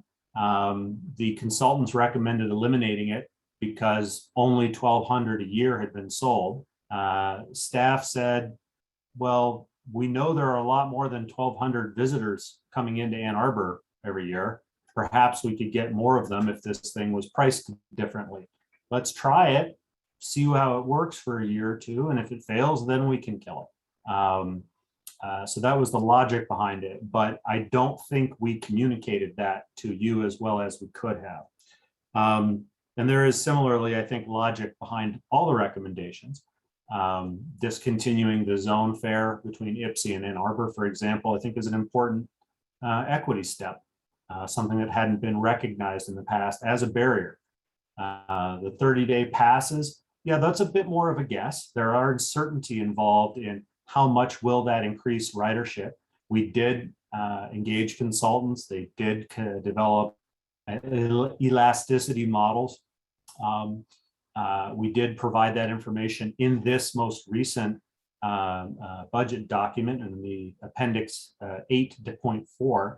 But Raymond's right that we probably didn't respond to him as quickly as maybe we would have if we hadn't had other things going on. So learning experience, I do think there's logic behind them, but I think maybe the one thing I really want to use this moment for is a question about policy governance and how you guys want to go forward with this. Because there will be other fair proposals in the future. There will be other proposals that include uncertainty, that include some element of risk. If we're going to pursue the ends, we're going to have to change, and change involves uncertainty and risk. So I want to share my screen briefly and sort of dive into where I think Raymond's concerns are from a policy governance perspective, and Raymond should not let me put words in his mouth, so we can have a little discussion about it. So I hope you all can see my screen. Is there a thumbs up there? Yeah, okay, thanks. Yes. So this is Appendix 8.4. You'll notice in the monitoring report, we basically provide you with an interpretation that says all the evidence is in Appendix 8.4. So this appendix is essentially the evidence and to an extension, the interpretations of your fair policies. So we see here just a listing of what those recommendations are. A table that just illustrates all the before and after current fares and what they would be if we made a change. And then we get into the information required by your policy. Your policy has A, B, C, D, E, F, and this is where we begin to respond point by point. And Raymond's made, I think, some observations on this. I want to point to points D and E. I believe this is on page, for those following along at home, page 77 of your packet. The implications on ridership and the implications on our budget. What we've done here is to essentially give you the summary. This is, probably a couple hundred pages went into the analysis, the development of the recommendations, and what we've given you here is a summary answer. And we can see right here, yes, we are projecting a ridership increase. That's coming from the FAIR study and subsequent modeling that they did. That I'm not sure we gave you that memo from April of this year. And then down here we see budgetary impacts and trying to put that in context. And when Raymond and I were speaking, it occurred to me that his concerns could reflect deficiencies in my interpretation, that these interpretations are maybe not good enough. Perhaps I'm not explaining the standards or criterias correctly, or perhaps simply that the evidence is not compelling. We struggled with how much detail to give you during this process. You may recall John Metzinger made numerous presentations, and you could tell probably that the rabbit hole went pretty deep. In this particular case, we decided to just give you the summary information.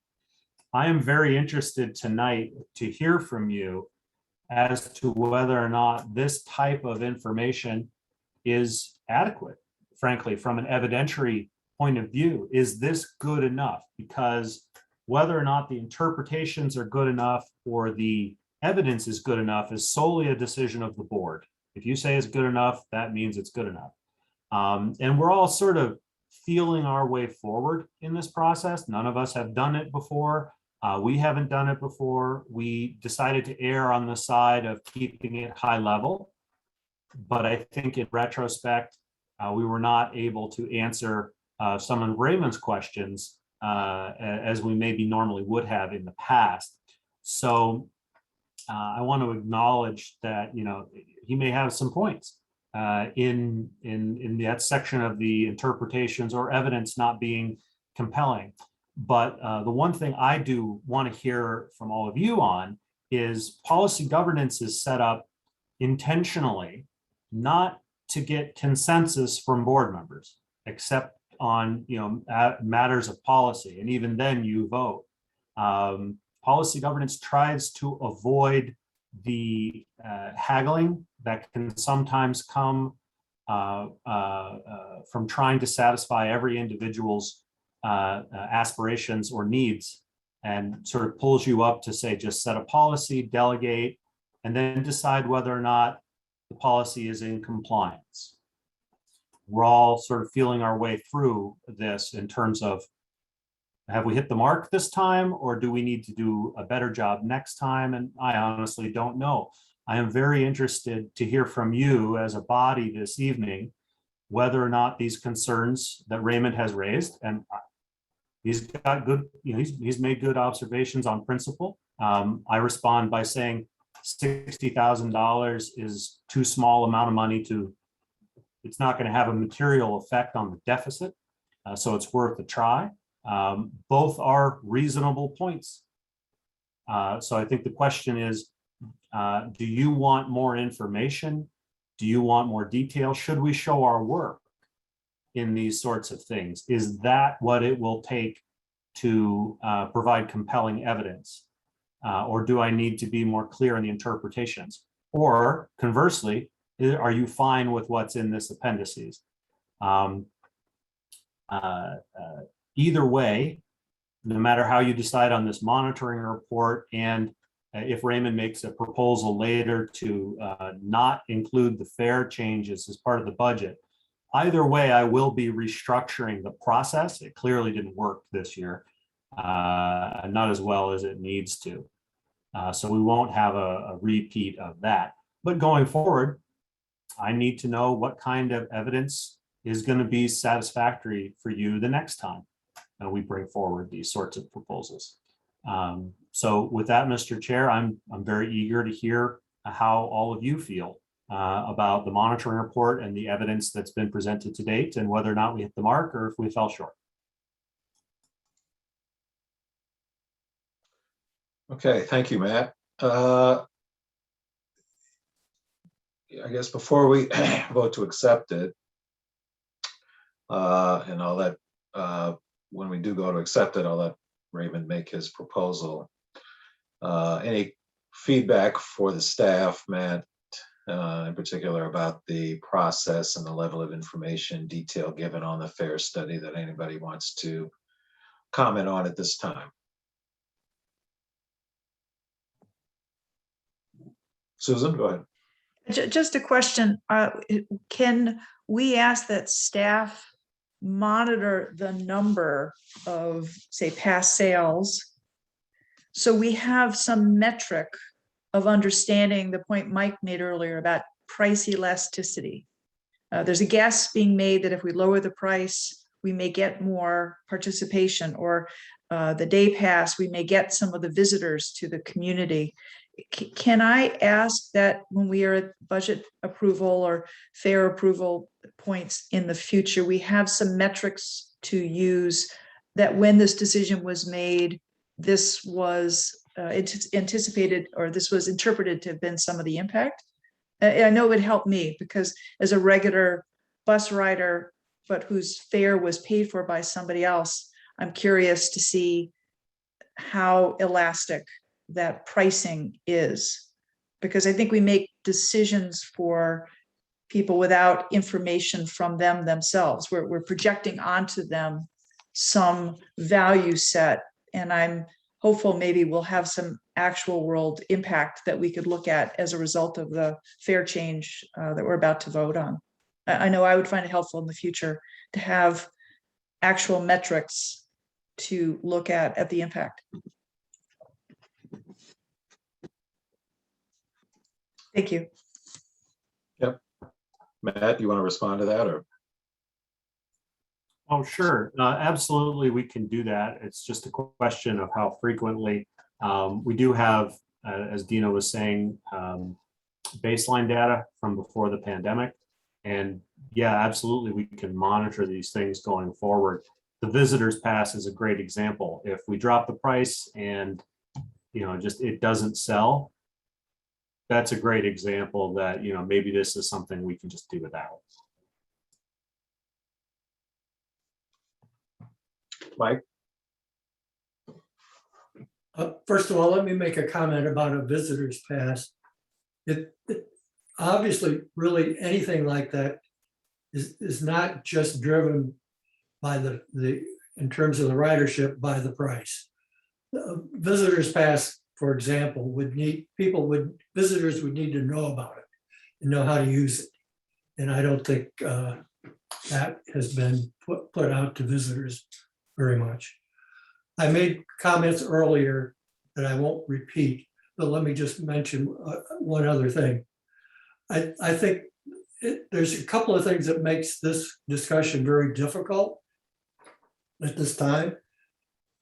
Number one, I think ideally, of course, it is the board's responsibility to approve any fare changes. But now we're trying to do that at the same time we're evaluating the policy. Trying to mix those all together, I think, makes it muddy. And ideally, next time, let's hope we have a process that we look at the fares, decide about what kind of fares we want to have after a very comprehensive presentation and explanation by the staff. And then at a later time, we can look at the policy too. They're all mixed together now, and I think that causes a problem. Another thing right now is, we're not talking, although, I don't fully agree with Raymond in terms of, gee, this is not a big, I believe, and Matt has said, and I agree with Matt, this particular change is really small regarding the entire budget. And we're giving a whole lot of attention to the $60,000. I think that's getting into the mix here. And if we had something more substantial, that would be a better point to discuss than what we're doing right now. And I presume next time it'll be a much bigger thing than $60,000. So that's all I have to say for now. Thank you. Yeah, and I'll just respond to Mike real quick. I have I guess a different view. One is, you're right, it did get a little muddy because we're talking about, are we in compliance with the policy? At the same time, we're talking about the fare structure. So to separate those and to say, hey, we're in compliance with one, but we need to change the structure itself, doesn't get a little muddy, and conflating that, because it seems like either we're in compliance with both, or if we're not, that does get a little muddy. I will disagree a little bit and support Raymond on, I think Susan brought up this point too. We don't want to get in the habit of saying, well, it's just this, or it's just this. And it's easy to take 60,000 as a rounding error when you're talking about a $55 million budget.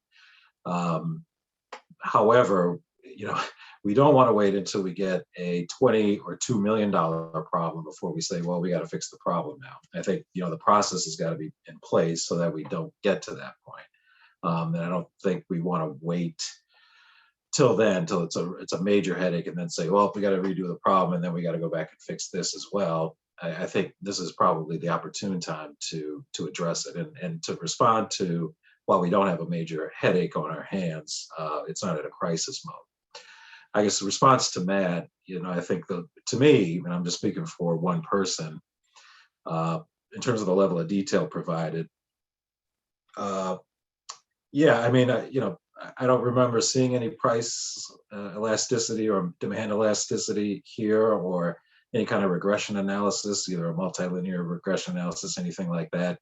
I don't remember seeing that. Maybe you showed that to the finance committee and I didn't see it, but that would have been helpful for me to see But I think what would have been most helpful would have been, I think Raymond pointed out the somewhat malleable conclusions about, hey, this might do this and it might achieve that, and we should. And yeah, you're right, change comes with some uncertainty.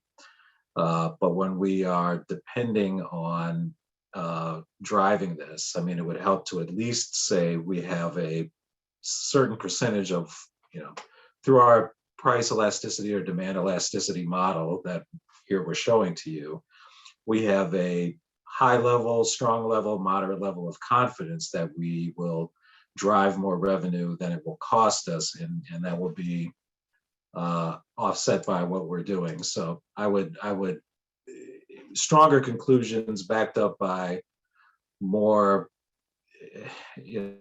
not linear analysis, but just the demand analysis would have been helpful for me to see to back that up. So I think I would support Raymond's point that we can't say close enough, and unless the only reason to do it and the only reason to lower the fares is if we think it's going to drive the revenue that will offset the structural deficit. And if it's just a matter of getting people in the habit of getting back on the bus, I think that's fine. But there should be some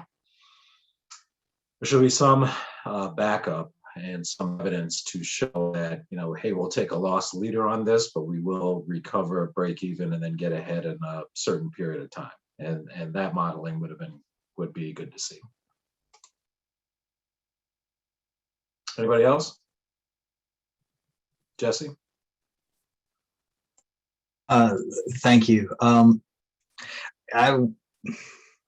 So I wanted to just kind of chime in on like how this, my thoughts on how this should be better, how this conversation should be better structured in the future. I think given that we make fare changes so rarely, once every 10 years, I'm assuming knowing that we're going to be doing this more in the future, the fact that it's such an important discussion, I'm feeling like perhaps should be separated from budget discussions, despite the fact they are like intricately entwined with the budget. It's such an important decision. It has such a long-term, we're not looking to be adjusting our fares every year. I feel like I feel very rushed that we're going to be having this conversation regarding fares while we're I don't feel like we have an adequate time to give to it in the context of the larger budget discussion. So however we structure that in the future, I feel like maybe we do need some more time to talk about it. And maybe have let things go because the changes are so small in this particular budget, but they're the kinds of changes that could be pretty significant when future changes are made to actually, they're small because of utilization, not because they're actually quite large percentage changes in the individual fares. The only reason they're a small change in our budget is because of utilization. And if we start making future structural changes to increase the utilization, it's actually going to have quite large implications on our budget, I hope. I hope that we see more day pass increase, increase use of the day passes and the monthly passes. And as far as the information that we get when we have those conversations, I think it's really important that we get detailed information because we're all coming at this from our own individual lens. Matt and Raymond are coming at this as transportation planning professionals, and I'm coming at it as a rider. So I know my experience, like why I do and don't use day passes and monthly passes. And a lot of it has, for me, it has to do with availability, not price, as Mike was talking about. When I've visited a city and used a pass, it's because it's been either easy to get at a kiosk, which we don't have, or it happens automatically, which we don't do. So that's what I'm particularly where I'm coming at this from. And I don't feel like that has necessarily been fully covered in the information, but I'm feeling a bit rushed having to deal with this as part of the larger budget conversation. So yeah, I covered all my notes. Thank you. And my power is back. So I'm very happy about that. It literally came back on a minute after I muted myself during my ill-conceived previous comment.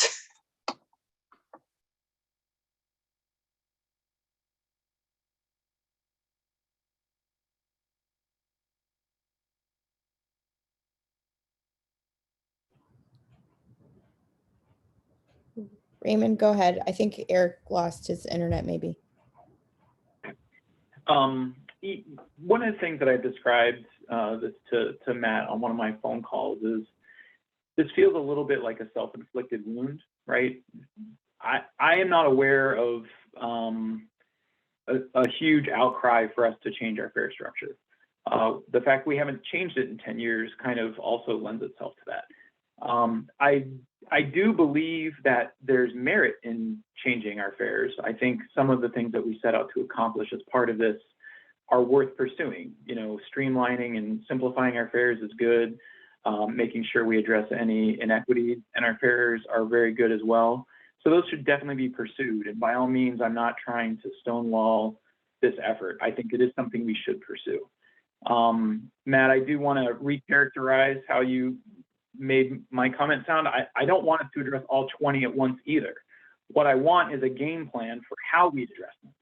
If we say we're going to address these two now and we're going to address these other ones at a later date for this reason or that reason, great, that's what I'm looking for. But absent that, right now we have just kind of a throw something against the wall, let's see what sticks.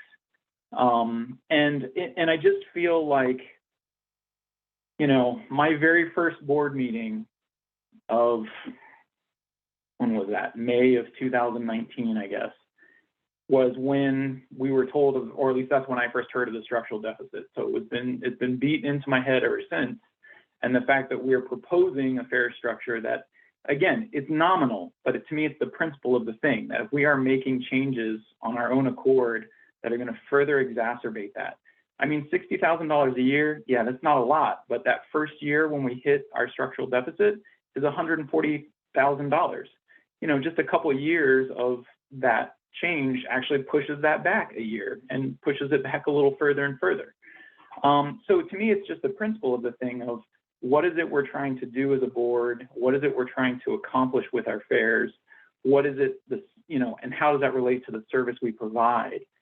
That feels like we've gotten some of those pieces of information, but it's been fairly disjointed. It hasn't been a very organized and compelling case, which, you know, and I, again, this is not meant to be a criticism because I know we've suffered a lot of turnover. I do tip my hat to Dina, Natasha, and everybody on staff, including Matt.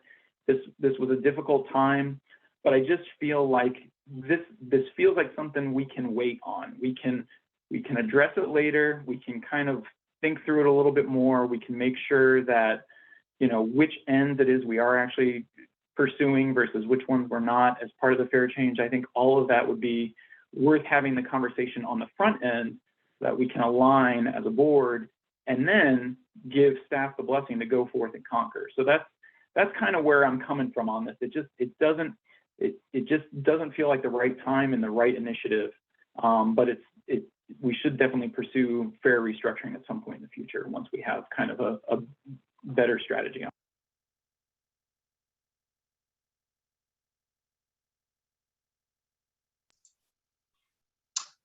Okay, thank you, Raymond. Anybody else? And I apologize, I lost internet for a moment there, so I'm back. Kathleen? So I'm going to echo a little bit of what Jesse said. I'm going to come at this from a much lower level than either Raymond or Matt have come at this. I agree that a structural deficit is coming. We've been talking about it for quite a while, but I also see this opportunity, $60,000. We have the budget that we're coming into, from what I understand, is a sound budget. For 2022, we're looking at a really good solid base. And to me, $60,000 and looking at this fare structure is a risk I'm more willing to take. From a consumer's point of view, what I'm thinking of is that we're in the pandemic now. We still are looking at the variants. We have the MU variant now, the Delta variant, and all these things that are happening. And I think that it's one way to think that these day passes and monthly passes are for our visitors. but as we also have our community to think about, our, you know, Ann Arbor, Ypsilanti, and Ypsilanti Township, how many more of our neighbors would be willing to take the bus that may not have taken it before? They've been on the fence about it and said, oh, look, I can get a day pass for X amount of dollars instead of this amount of dollars. Let me give this a try. Then maybe they say, oh, I really liked that. I'm going to become a monthly pass holder. I'm sort of willing to see this through for all the things that are possible with this, and with all the ways that our community, we've got Ann Arbor, who is got the zero emissions initiative and all of that coming along. And so I'm hoping that there's a way for us to piggyback on that and parlay our getting our information out to the public, letting them know we do have these different options in terms of easy fare and things like that. So you don't have to go to the transit center. You don't have to go to industrial. You can still buy your day pass. You can still, even visitors coming in, that's obviously something for advertising. But as a low level, as a rider, I can see a lot of benefits over the next year. And again, I understand Matt's thing that it can also be looked at. And if day passes are not going up and they stay right at 1,200, then that can be easily eliminated. So, okay, so I guess that's all I have to say.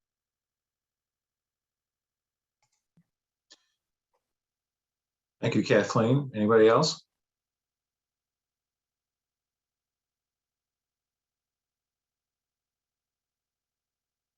All right. Okay. So I guess we're at the point where we can vote to accept the monitoring report at a certain level. Again, A, in compliance, B, in compliance except for items noted, C, making reasonable progress, D, not making reasonable progress or not in compliance, and E, we can't tell. Raymond? So, Mr. Chair, I move that we mark this as in compliance except for items noted, with the note that 2.5.12.1 would be partially compliant as opposed to fully compliant. Do we have a second for that?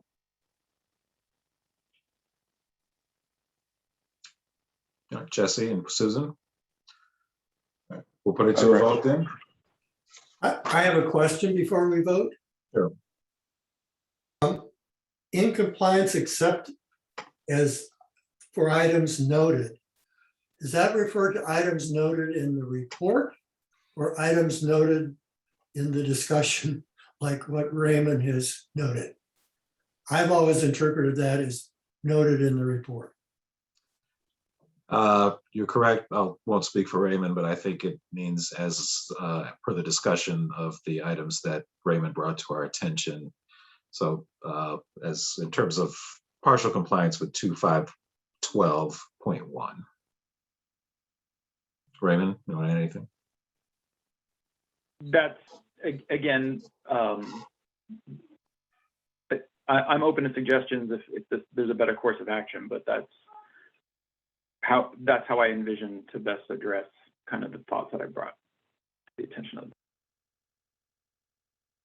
of. So Eric, you're saying that we should interpret it as noted by, in this case, Raymond, and not as noted in the written report. Right. There's nothing that obligates us, excuse me, to say it's just items noted in the written report. We can also say items noted in the discussion by board members. Okay, good. I'm glad for that clarification because that's not the way I have interpreted it in the past. I think it can be either one. Any other questions or discussion? Okay. So we are at level B, that's the motion on the floor, and we'll go down yes or no on level B, except for items noted. Mike? With that interpretation, I vote yes. Rich? Yes. Raymond? Yes. Ryan? Yes. Jesse? Yes. Kathleen? Yes. Susan? Yes. Kyra? Yes. And I'm also yes, so that passes. Thank you very much at level B, except for items noted. Close out 4.4 then, and then move to budget discussion and decision. Eric, can I just, again, before we move on, we discussed in the governance committee, and it was noted in what's in the governance committee report, that the finance committee was requested, and it was part of the, I guess, part of what our accepted schedule was. The finance committee did discuss the fair policy 2.5.1.12, but were not assigned to review the planning and budgeting ahead of the board meeting.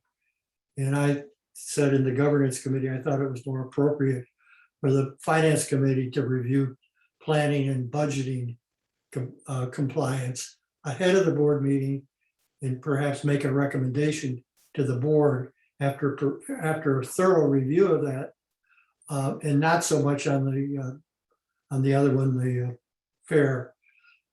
Matt replied that it was in what the board had approved in terms of the schedule of the monitoring report. The finance committee was not to be involved ahead of time on the planning and budgeting report, but were to be on the fair monitoring report. Do I remember that correctly, Matt? And therefore, let me just say, I think we should consider for next year having the finance committee review that one monitoring report ahead of time, and having a thorough discussion of it, because I think that's probably the most important monitoring report regarding finances. And therefore, I think it's appropriate for the finance committee to see that and make a recommendation to the board about it. Don't have to make a decision today, but I just think that we should, before too long, look at that. No, I hadn't remembered that conversation, and I don't remember saying, I don't remember that at all, but I will absolutely take your word for it. And I fully support that. Yes, I think the finance committee should give that a thorough review. I don't know why the finance committee would not see 2.4 and vet it ahead of time before it comes to the board for a full vote. If I did remember that conversation, I either I wasn't there, maybe I was asleep at the wheel, I don't know, but I didn't have enough coffee that day. But yeah, I absolutely would have supported it at the time, and certainly we should bake that into our monitoring schedule so the finance committee gets a good look at that and can thoroughly vet that before it comes to the board for a vote. So we will improve that process next year. I can't remember. Do you remember that? I'm trying to remember, and I don't want to belabor the point, but I don't remember that happening in years past. And I want to get on with the budget discussion, but which we have on the floor right now. But we'll have to look and see if that's something we've done in the past. But that would be that seems unusual, and I fully agree. If there's one monitoring report the finance committee should be looking at very carefully before it gets to the board, it should be that one. Okay. Budget discussion and decision. I think we've had quite a bit anymore. I'll throw it open to the board at this time for board discussion and decision. I'll open up to the floor for any more discussion or amendments, motions, etc. Raymond? I don't want to preempt discussion, but I am willing to put a motion on the floor, which would be to, first, let me also start with a commendation, just because I do think the budget is a great document, and I think it's very well done. I think it's very well articulated. There's a lot of good backup and support material. So I very much am in support of the budget. But that being said, I would move to approve the budget absent the fare adjustment as proposed. And I did speak with Matt, because this is such a negligible kind of hit on the budget. My understanding is that it doesn't have a substantive change to the budget that's before us. that the budget as it's presented pretty much can move forward without harm. I don't know if after looking into that further matter, Dina, if you can still can confirm that for the board, but that, you know, this motion doesn't throw the whole thing into a tailspin, that we can still approve the budget without the fare adjustment, without consequence or negative consequence, I guess I should say. So Dina, can you confirm this? We wouldn't have to rejigger the numbers. You wouldn't have to present a different budget. I can confirm that the budget is proper as is and would be fine. We would have to make some changes to the budget book before posting it to the website, just and that's fine, but it wouldn't change any of the numbers per se. Okay, thank you. Mike? I'd like to ask the question, if we eliminate those changes, are there any regulatory or equity or any kind of problems that would create? I know in the past we've discussed certain things and it was brought up that there would be problems in terms of, I don't probably remember the details, but anyway, that there could be problems. Would there be any here aside from just changing the numbers? I'll take a crack at it and I'll ask my colleagues on the executive team to correct me if I get it wrong. There's a lot of regulation about changing fares. I don't think there's any regulatory impacts about not changing fares. So if Raymond's motion is seconded and approved, effectively our fares do not change. So nothing changed. So I don't think there's any regulatory impact there. Do any of my fellow teammates think I'm off base there? By the way, implicit in my question was the question is really behind it. Is there anything today that needs to be fixed that this would do in terms of, I know there's various tests about equity and things like that that I know no details about. No, it's just part of the budget that's not approved. Like Dina says, she's got to delete that section of the document that's in your packet so that what we post on the web reflects the motion that you approved. And I think we're done.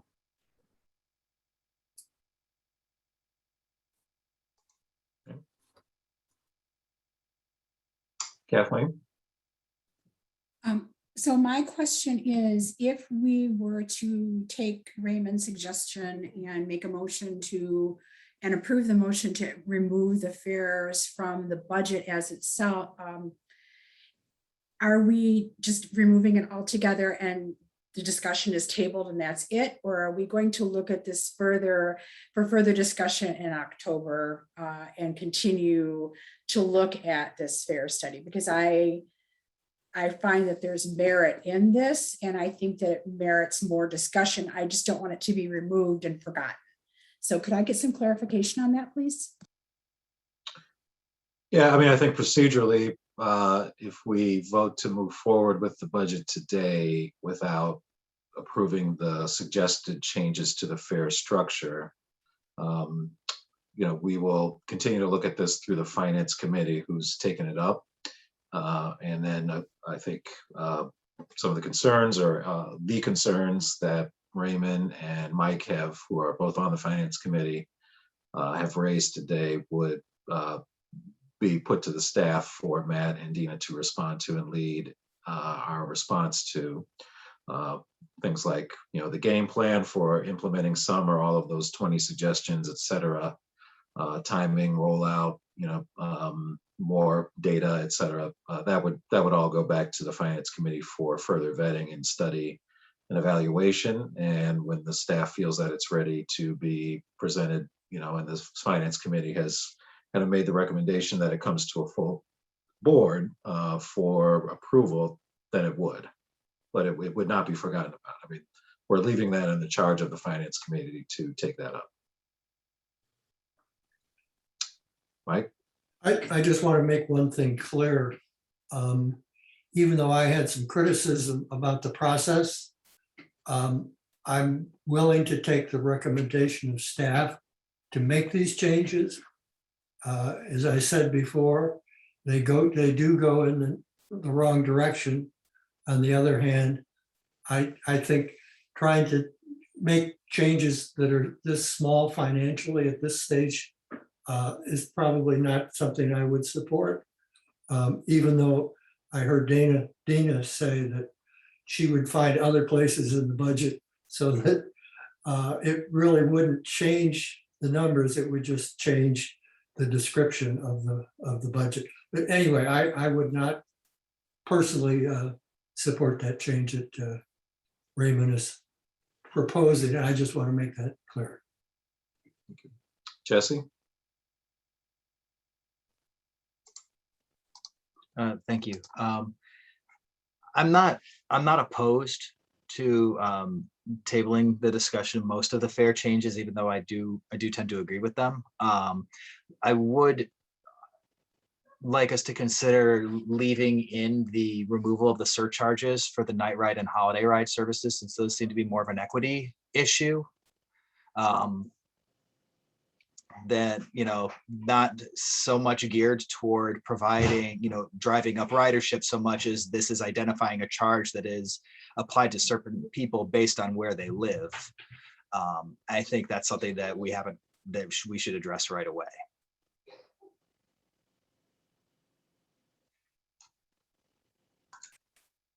Jesse, then are you trying to make a friendly amount? Well, we don't have anything on the floor, but are you trying to make a Right, friendly so there's nothing to motion? amend. So I guess I guess maybe I'm trying to preempt the amendment. I see. Matt, I see you. Just hold on. Hold on. So, but as we are, if we had an amendment on the floor, I would be asking to make a friendly amendment, but I guess I'm looking to preempt the proposal at this point. I would like to see those surcharges eliminated. So Matt? just to clarify. Go ahead. Oh, go ahead. No, if you want to clarify, go ahead. No, I thought I made a motion. If I didn't, I'm sorry if I didn't use the right words, but I thought there is a motion on the floor. Okay. And then, but if I don't know, maybe I just missed it or I didn't use the right words, and I'm happy to do that. But I don't think it's been seconded. There was no second, so I assumed no motion. Yeah, it wasn't clear to me there was a. Go ahead. Have we called for? I think we went into the discussion. So if there isn't a second, that's fine. We started to have discussion about the motion before, and then I think Matt has a clarification on Jesse's suggestion, because I did see there's language in the budget book that specifically addresses that. So All right. Well, Matt, go ahead, Matt, and then we'll come back to the procedural point. Sure. I'm sorry for the complication. This is a good example of the sort of things that tripped us up in the process. To Jesse's point, if you don't like all the recommendations, can you piecemeal it? The answer is, I don't think you can. And the reason is that the federal regulations require us to do that equity analysis that's in the back of your budget or your packet. You've probably seen in the back a couple times. The way the federal regulations are written requires a fare change like this to be reassessed every time you tweak it. We can't piecemeal it. So if you want to revisit that, I would suggest this evening, the choice that's probably ahead of you as a board is either you accept all of the fare recommendations or none of them tonight. And if the board wants to continue the discussion about fares, I think we need to sort of re-engineer the process to make sure you're more involved at the front end than kind of at the back end, like what happened this time. So that when we do the not inexpensive equity analysis, we know we're kind of in the right ballpark. So it does seem like, Jesse, the answer is you could, but you'd probably break a federal law. So I guess I was looking at the fact that these surcharges are addressed specifically within the equity analysis. I thought that and they seem to be addressed. They are addressed independently in the analysis. but you're saying the fact that we would change something completely separate because it was all part of the same document, we would be at, okay. I'm not saying it makes sense. I'm just saying that that's the federal regulation. All right, I'll hold further conversation until we actually get the motion on the table. Okay, so let's procedurally then, Raymond, do you want to restate your motion just so we are clear when everybody's on the record of it? Right, so I do make a motion to approve the budget, but without the fair adjustment contained therein. Do I have a second for that? Second by Susan. Any other further discussion on this? I do, Chair. So I'm concerned about the level of, like I said, I see these surcharges as a major equity issue. And if we're going to be having another conversation about all of these fares, and if we're going to make any changes to the fares, I've just been told we're going to have to get an entirely new equity analysis on them. And I guess this is not something that I'm particularly interested in postponing. Given that it's a small, I guess where I'm coming down is I like these changes and they don't affect our budget all that much. And there are two aspects here that are urgent equity issues. Understanding that we did this not in the best way, that there was a better way to do it. I would prefer to include these in the budget. Thank you. Anybody else? Mike?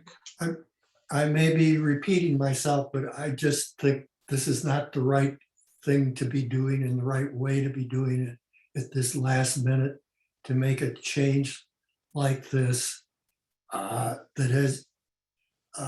really has minimal financial implication. In fact, it won't even, from what Dina said, she won't even change the numbers in the budget. I think there's compelling reason to make the fair changes, and Jesse just mentioned some of that. So, yeah. Anyone else? Kathleen? So I agree with Mike and Jesse, and I'm wondering what needs to happen procedurally to, do we vote on the motion that's been put before us? Are we allowed to counter motion or? No, there's a motion on the floor. We have to vote on that motion. And the motion on the floor is to pass the budget without the fair changes as proposed by the staff. So we're going to vote on that motion right now. And then if that motion, depending on how that motion comes out, we either will pass the budget with those changes, or we will not. We will reject that, and we will have to vote again with another motion. Susan?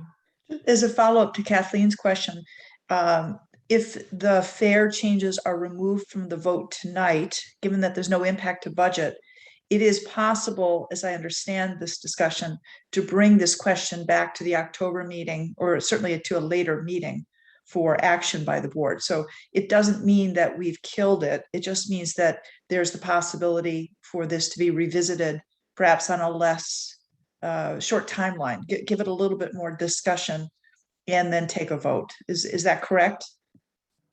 Correct. As long as we don't make any changes as part of that conversation. If we decide that there's something if we make any changes, correct, I mean, that's what I understood you to be saying, Matt, that if we make any changes to the fares, then we have to redo the entire equity analysis.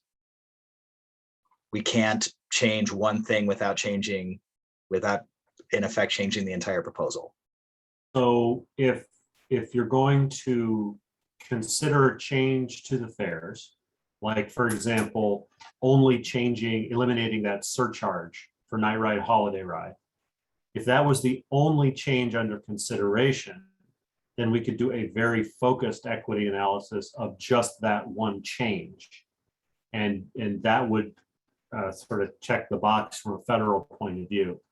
When we tie barred all of these different fair things together, that's when they kind of got tripped up.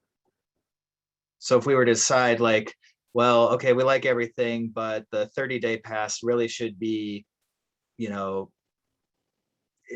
be $40, not 45. We have to redo the equity analysis, and I guess that's what I'm not.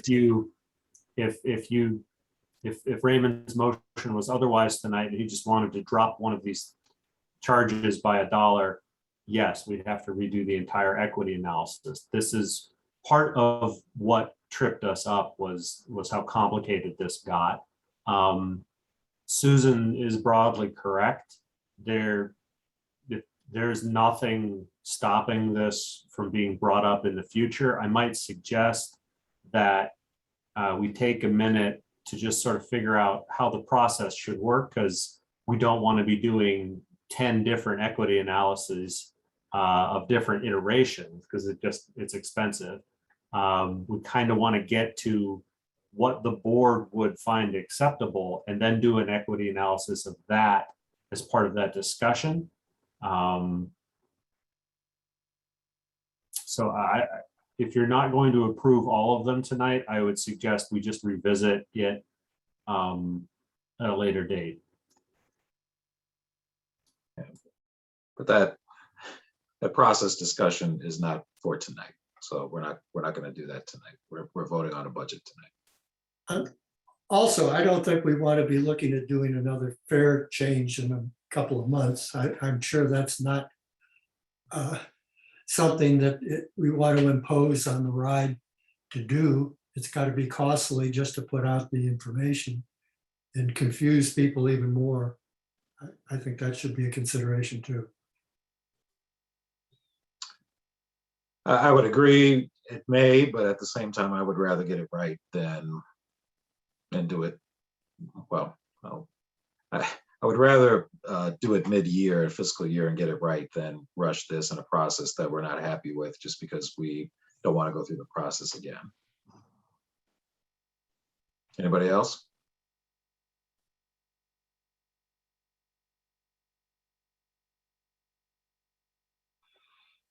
Okay. So the motion on the floor is to pass the budget with the proposed fare changes removed from that consideration. And so we'll vote yes or no. Yes will be a motion. Yes will be a vote in favor of Raymond's motion, seconded by Susan. No will be you are not in favor of the motion. Excuse me, we'll just go alphabetically. Mike? No. Rich? No. Raymond? Yes. Ryan? No. Jesse? No. Kathleen? No. Susan? Yes. Kyra? No. And I'm also a yes. So we have, I think the motion fails then. We have 1, 2, 3, 4, 5. 5 no's and 3 yeses. So the motion fails. So that motion has failed. We don't have a passed budget yet. So we need another motion in order to pass our budget. Would like to make a motion. Mike? I move that we pass the budget as proposed by the staff. Second. Second by Ryan. Any other discussion?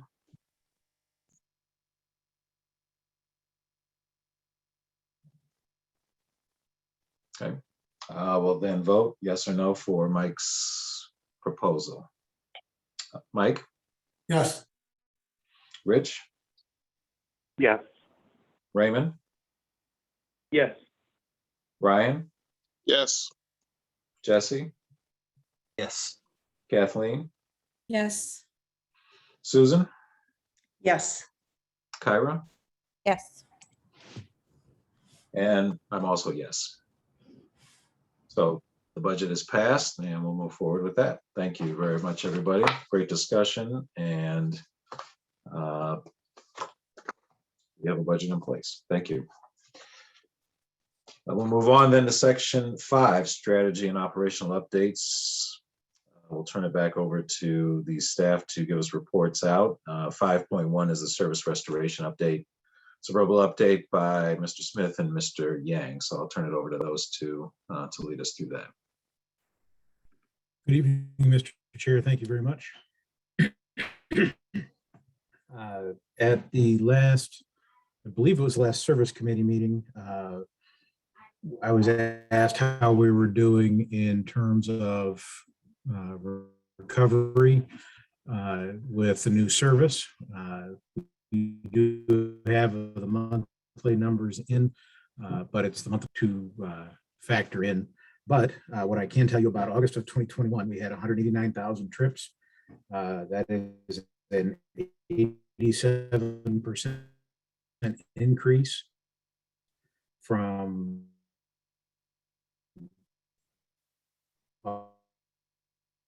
August of 2020. And it's a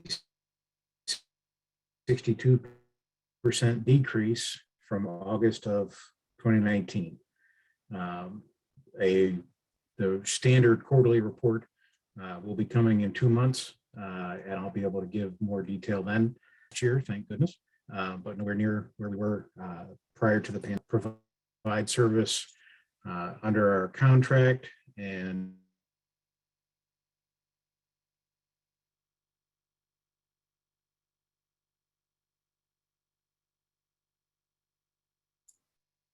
Brian, you may want to shut off your video. My apologies. Choppy there. Yep. I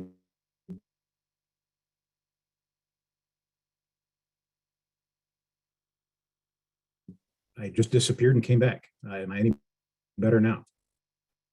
Yeah, but you still might want to kill your video. Yeah.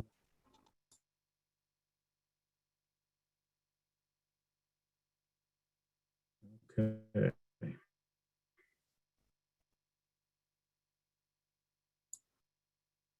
Are you I don't think we can hear able to hear me now? you. How about now? Oh. Hold on a moment. I'll pass. Bandwidth problem. Yeah. I'll pass off to Forrest briefly.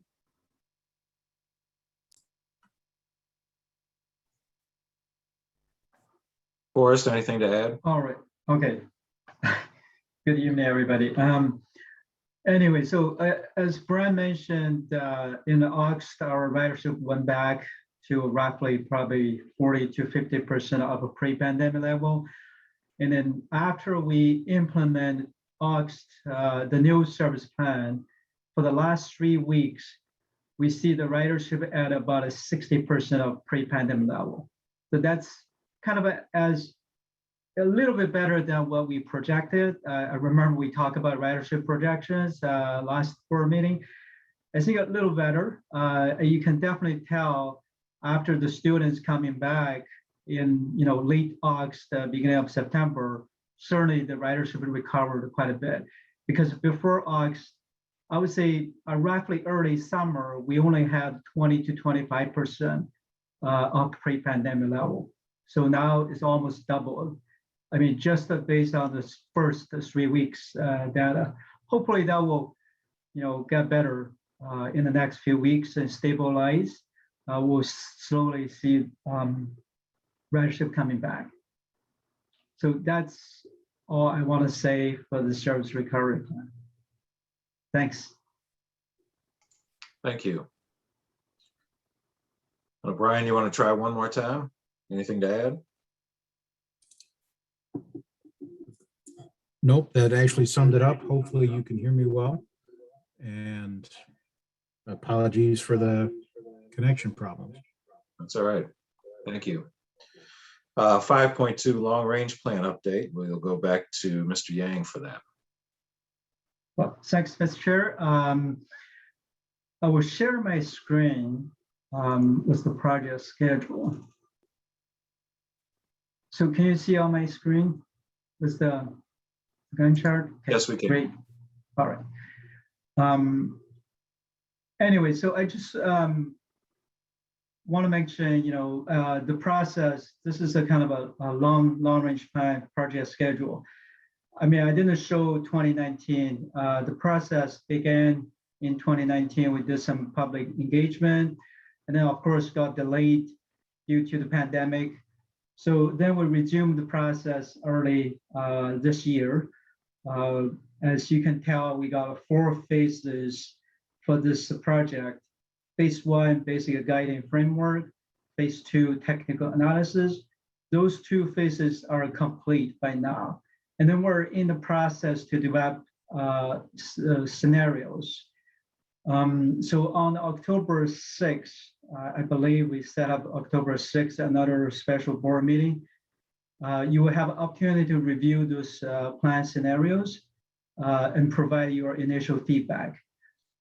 Then shortly after that, we're going to start the round 2 public stakeholder engagement late October until kind of a late November. So for public to review the scenarios, provide their feedback. Then after that, of course, we'll try to narrow down those scenarios to draft recommendations.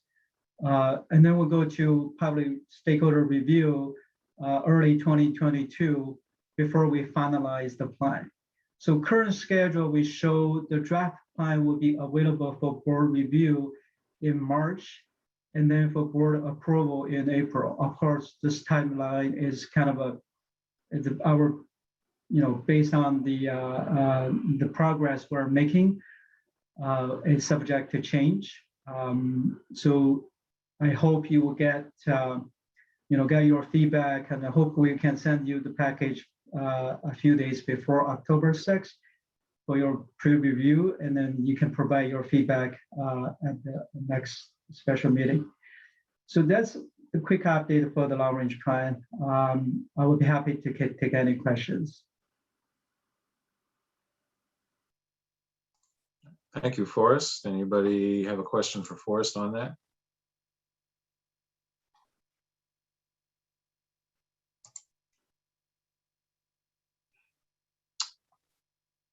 Okay, thanks again, Forrest. 5.3 then, CEO report. We'll move to Matt.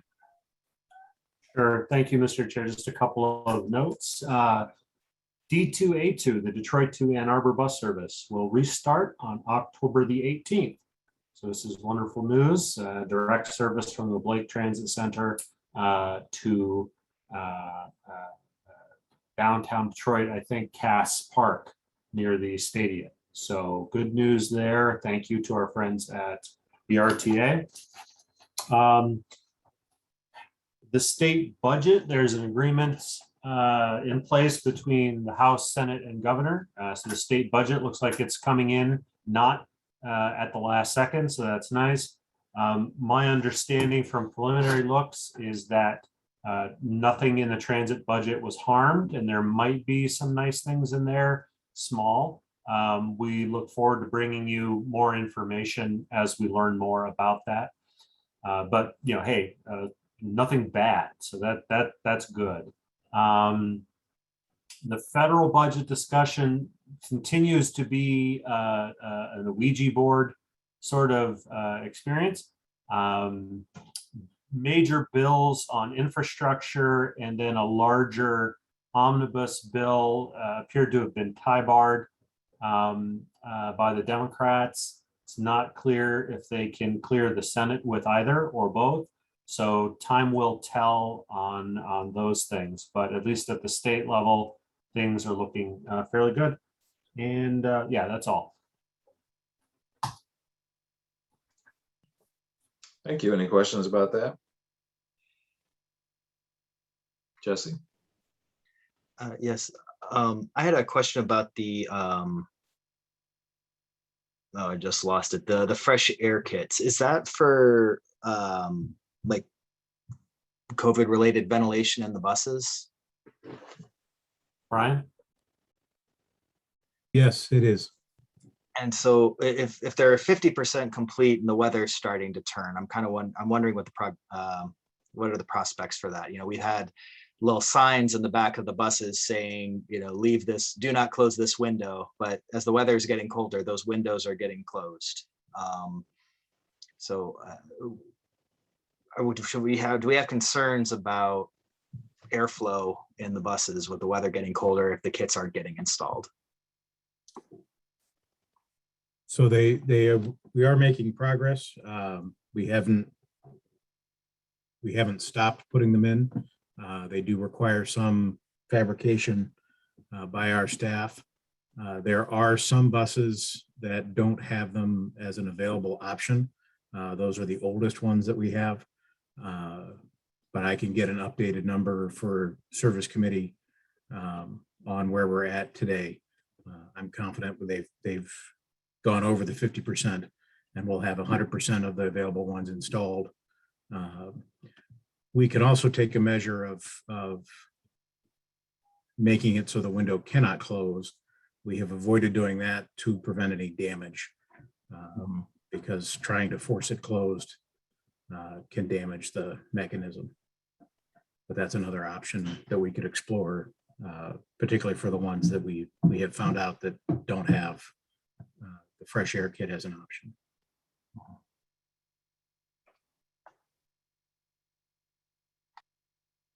Can I ask a question then? When you bring this to the service committee, will you also give us the number of buses that will not have that option to have the fresh air kit so we can have a better picture of the numbers? Absolutely.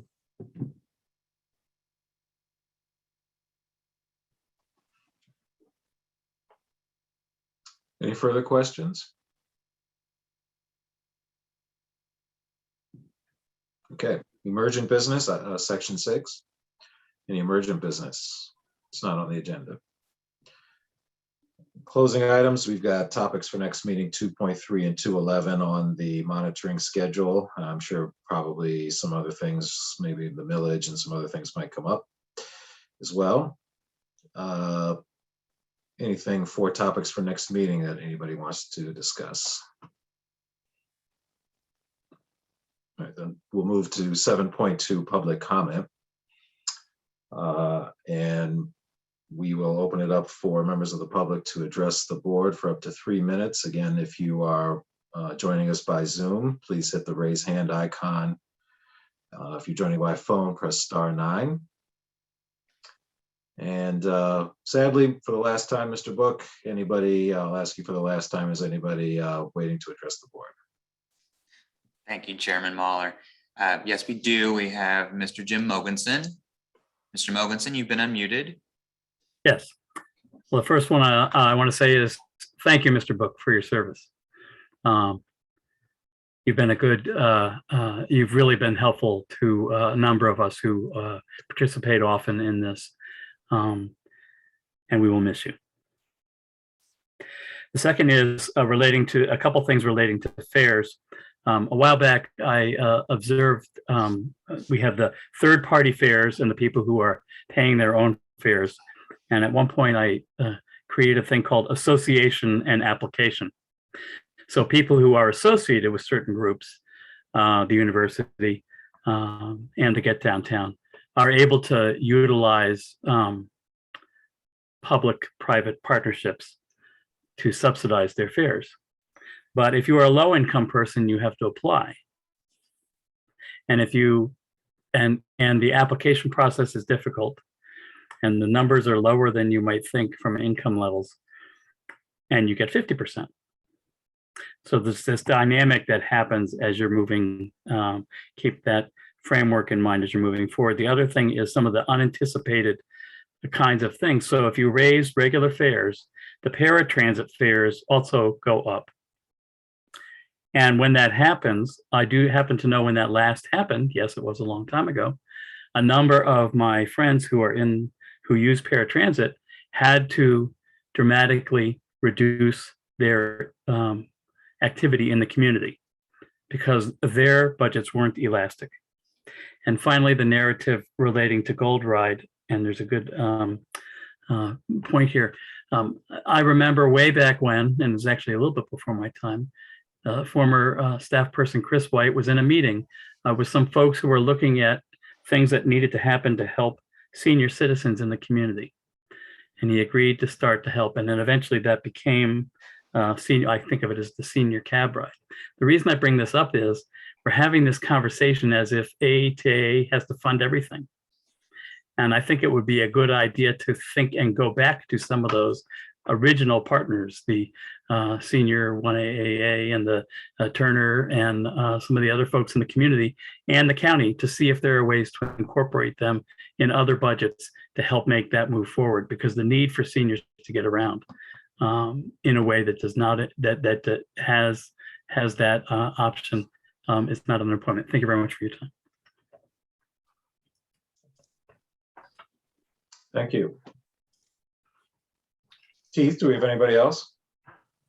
Yes, we do. We have Mr. Robert Pawlowski. Mr. Pawlowski, you've been unmuted.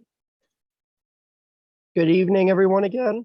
First, I'd like to start off with thank you for your service, Keith. You've been a great ally to this company, and I wish you the best of luck going forward. So thank you, Keith, for that, for all your work you've done for the ride.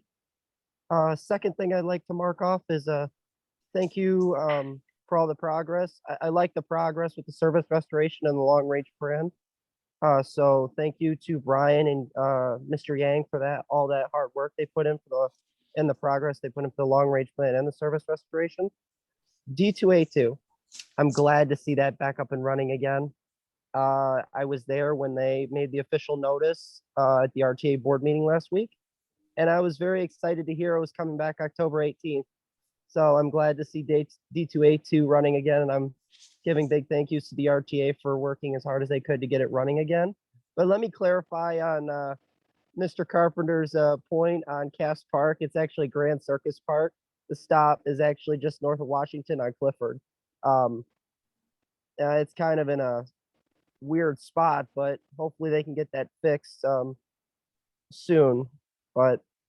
And the last thing I'd like to bring up is congratulations on the approval of the budget. And I'll be looking forward to seeing those fares hopefully soon, sometime next year. But again, thank you so much for all the hard work you put into the system, and looking towards the future, especially with the long range plan. So I'm looking forward to it. But thank you again for the time and opportunity to speak. And I hope you all have a good rest of your night. Take care now. Thank you. Keith, do we have anybody else who wants to address the board? Yes, we have Ms. Michelle Barney. Ms. Barney, you've been unmuted. Hello. I want to tell you, I don't know that you're the right person to talk, but it's very hard to get a hold of anybody from MV Transport. And I have discovered a major problem. I was a passenger in an A-Ride van that got rear-ended on September 8th. Briefly, the problem is they have an agent who's in Texas. He knows nothing about Michigan law.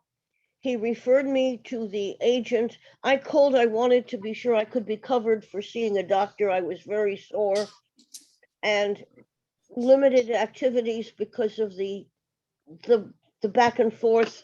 And I was belted in luckily, so it wasn't as bad as it might have been.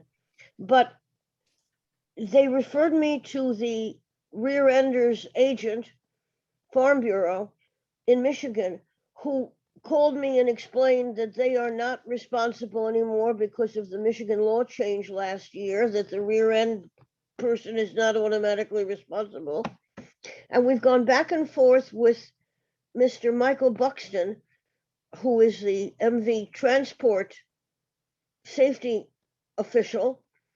And only today did I get a final call from an agent that is his agent that they referred me to, that yes, I was sent the numbers and I can go see a doctor. 2.5 weeks. This is very bad. There needs to be, he says he's in Texas, why should he know what Michigan laws are? Because if you're an agent and you take clients in Michigan, you have to know what the Michigan laws are. Somebody needs to talk to MV Transport about how they handle accidents and things of that sort, because you shouldn't have to wait 2.5 weeks before you can see a physician. And I don't know whom to contact. I don't know what to do with this. They don't have any meeting like this where you can hear them, see them, talk to them, and they refuse calls. They won't give you any officials' phone numbers where you could call. So I don't know what to do, but if you have oversight over them in any way, this really needs to be looked at. Keith, I didn't know you were leaving. I'm going to miss you. You've been very, very helpful. And I really, really thank you, just like Jim Mogensen did. Thank you. Good night. Okay, thank you. Keith, do we have anybody else who wants to address the board this evening? No, we don't, but I want to take one moment just to thank the board and the public for what has been truly a pleasure and an honor to serve. I leave with a little bit of a heavy heart, but I know I'm moving on to something that's best for myself. And I just want to thank you, Matt. Thank you for your thoughtful leadership, Brian, your humorous candor, and Forrest, your ever calm and grateful disposition. And I guess, you know, Dina, just for making it possible for us to move on without John Metzinger.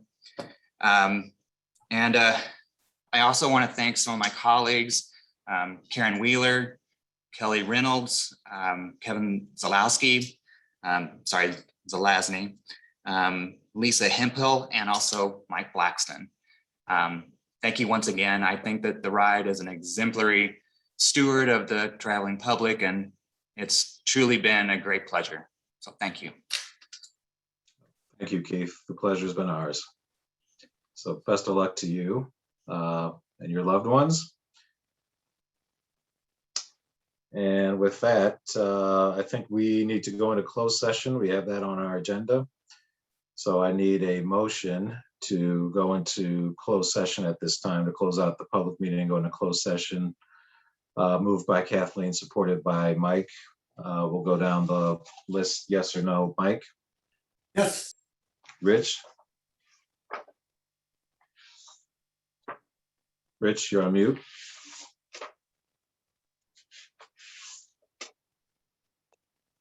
Should work. Yes. Hopefully.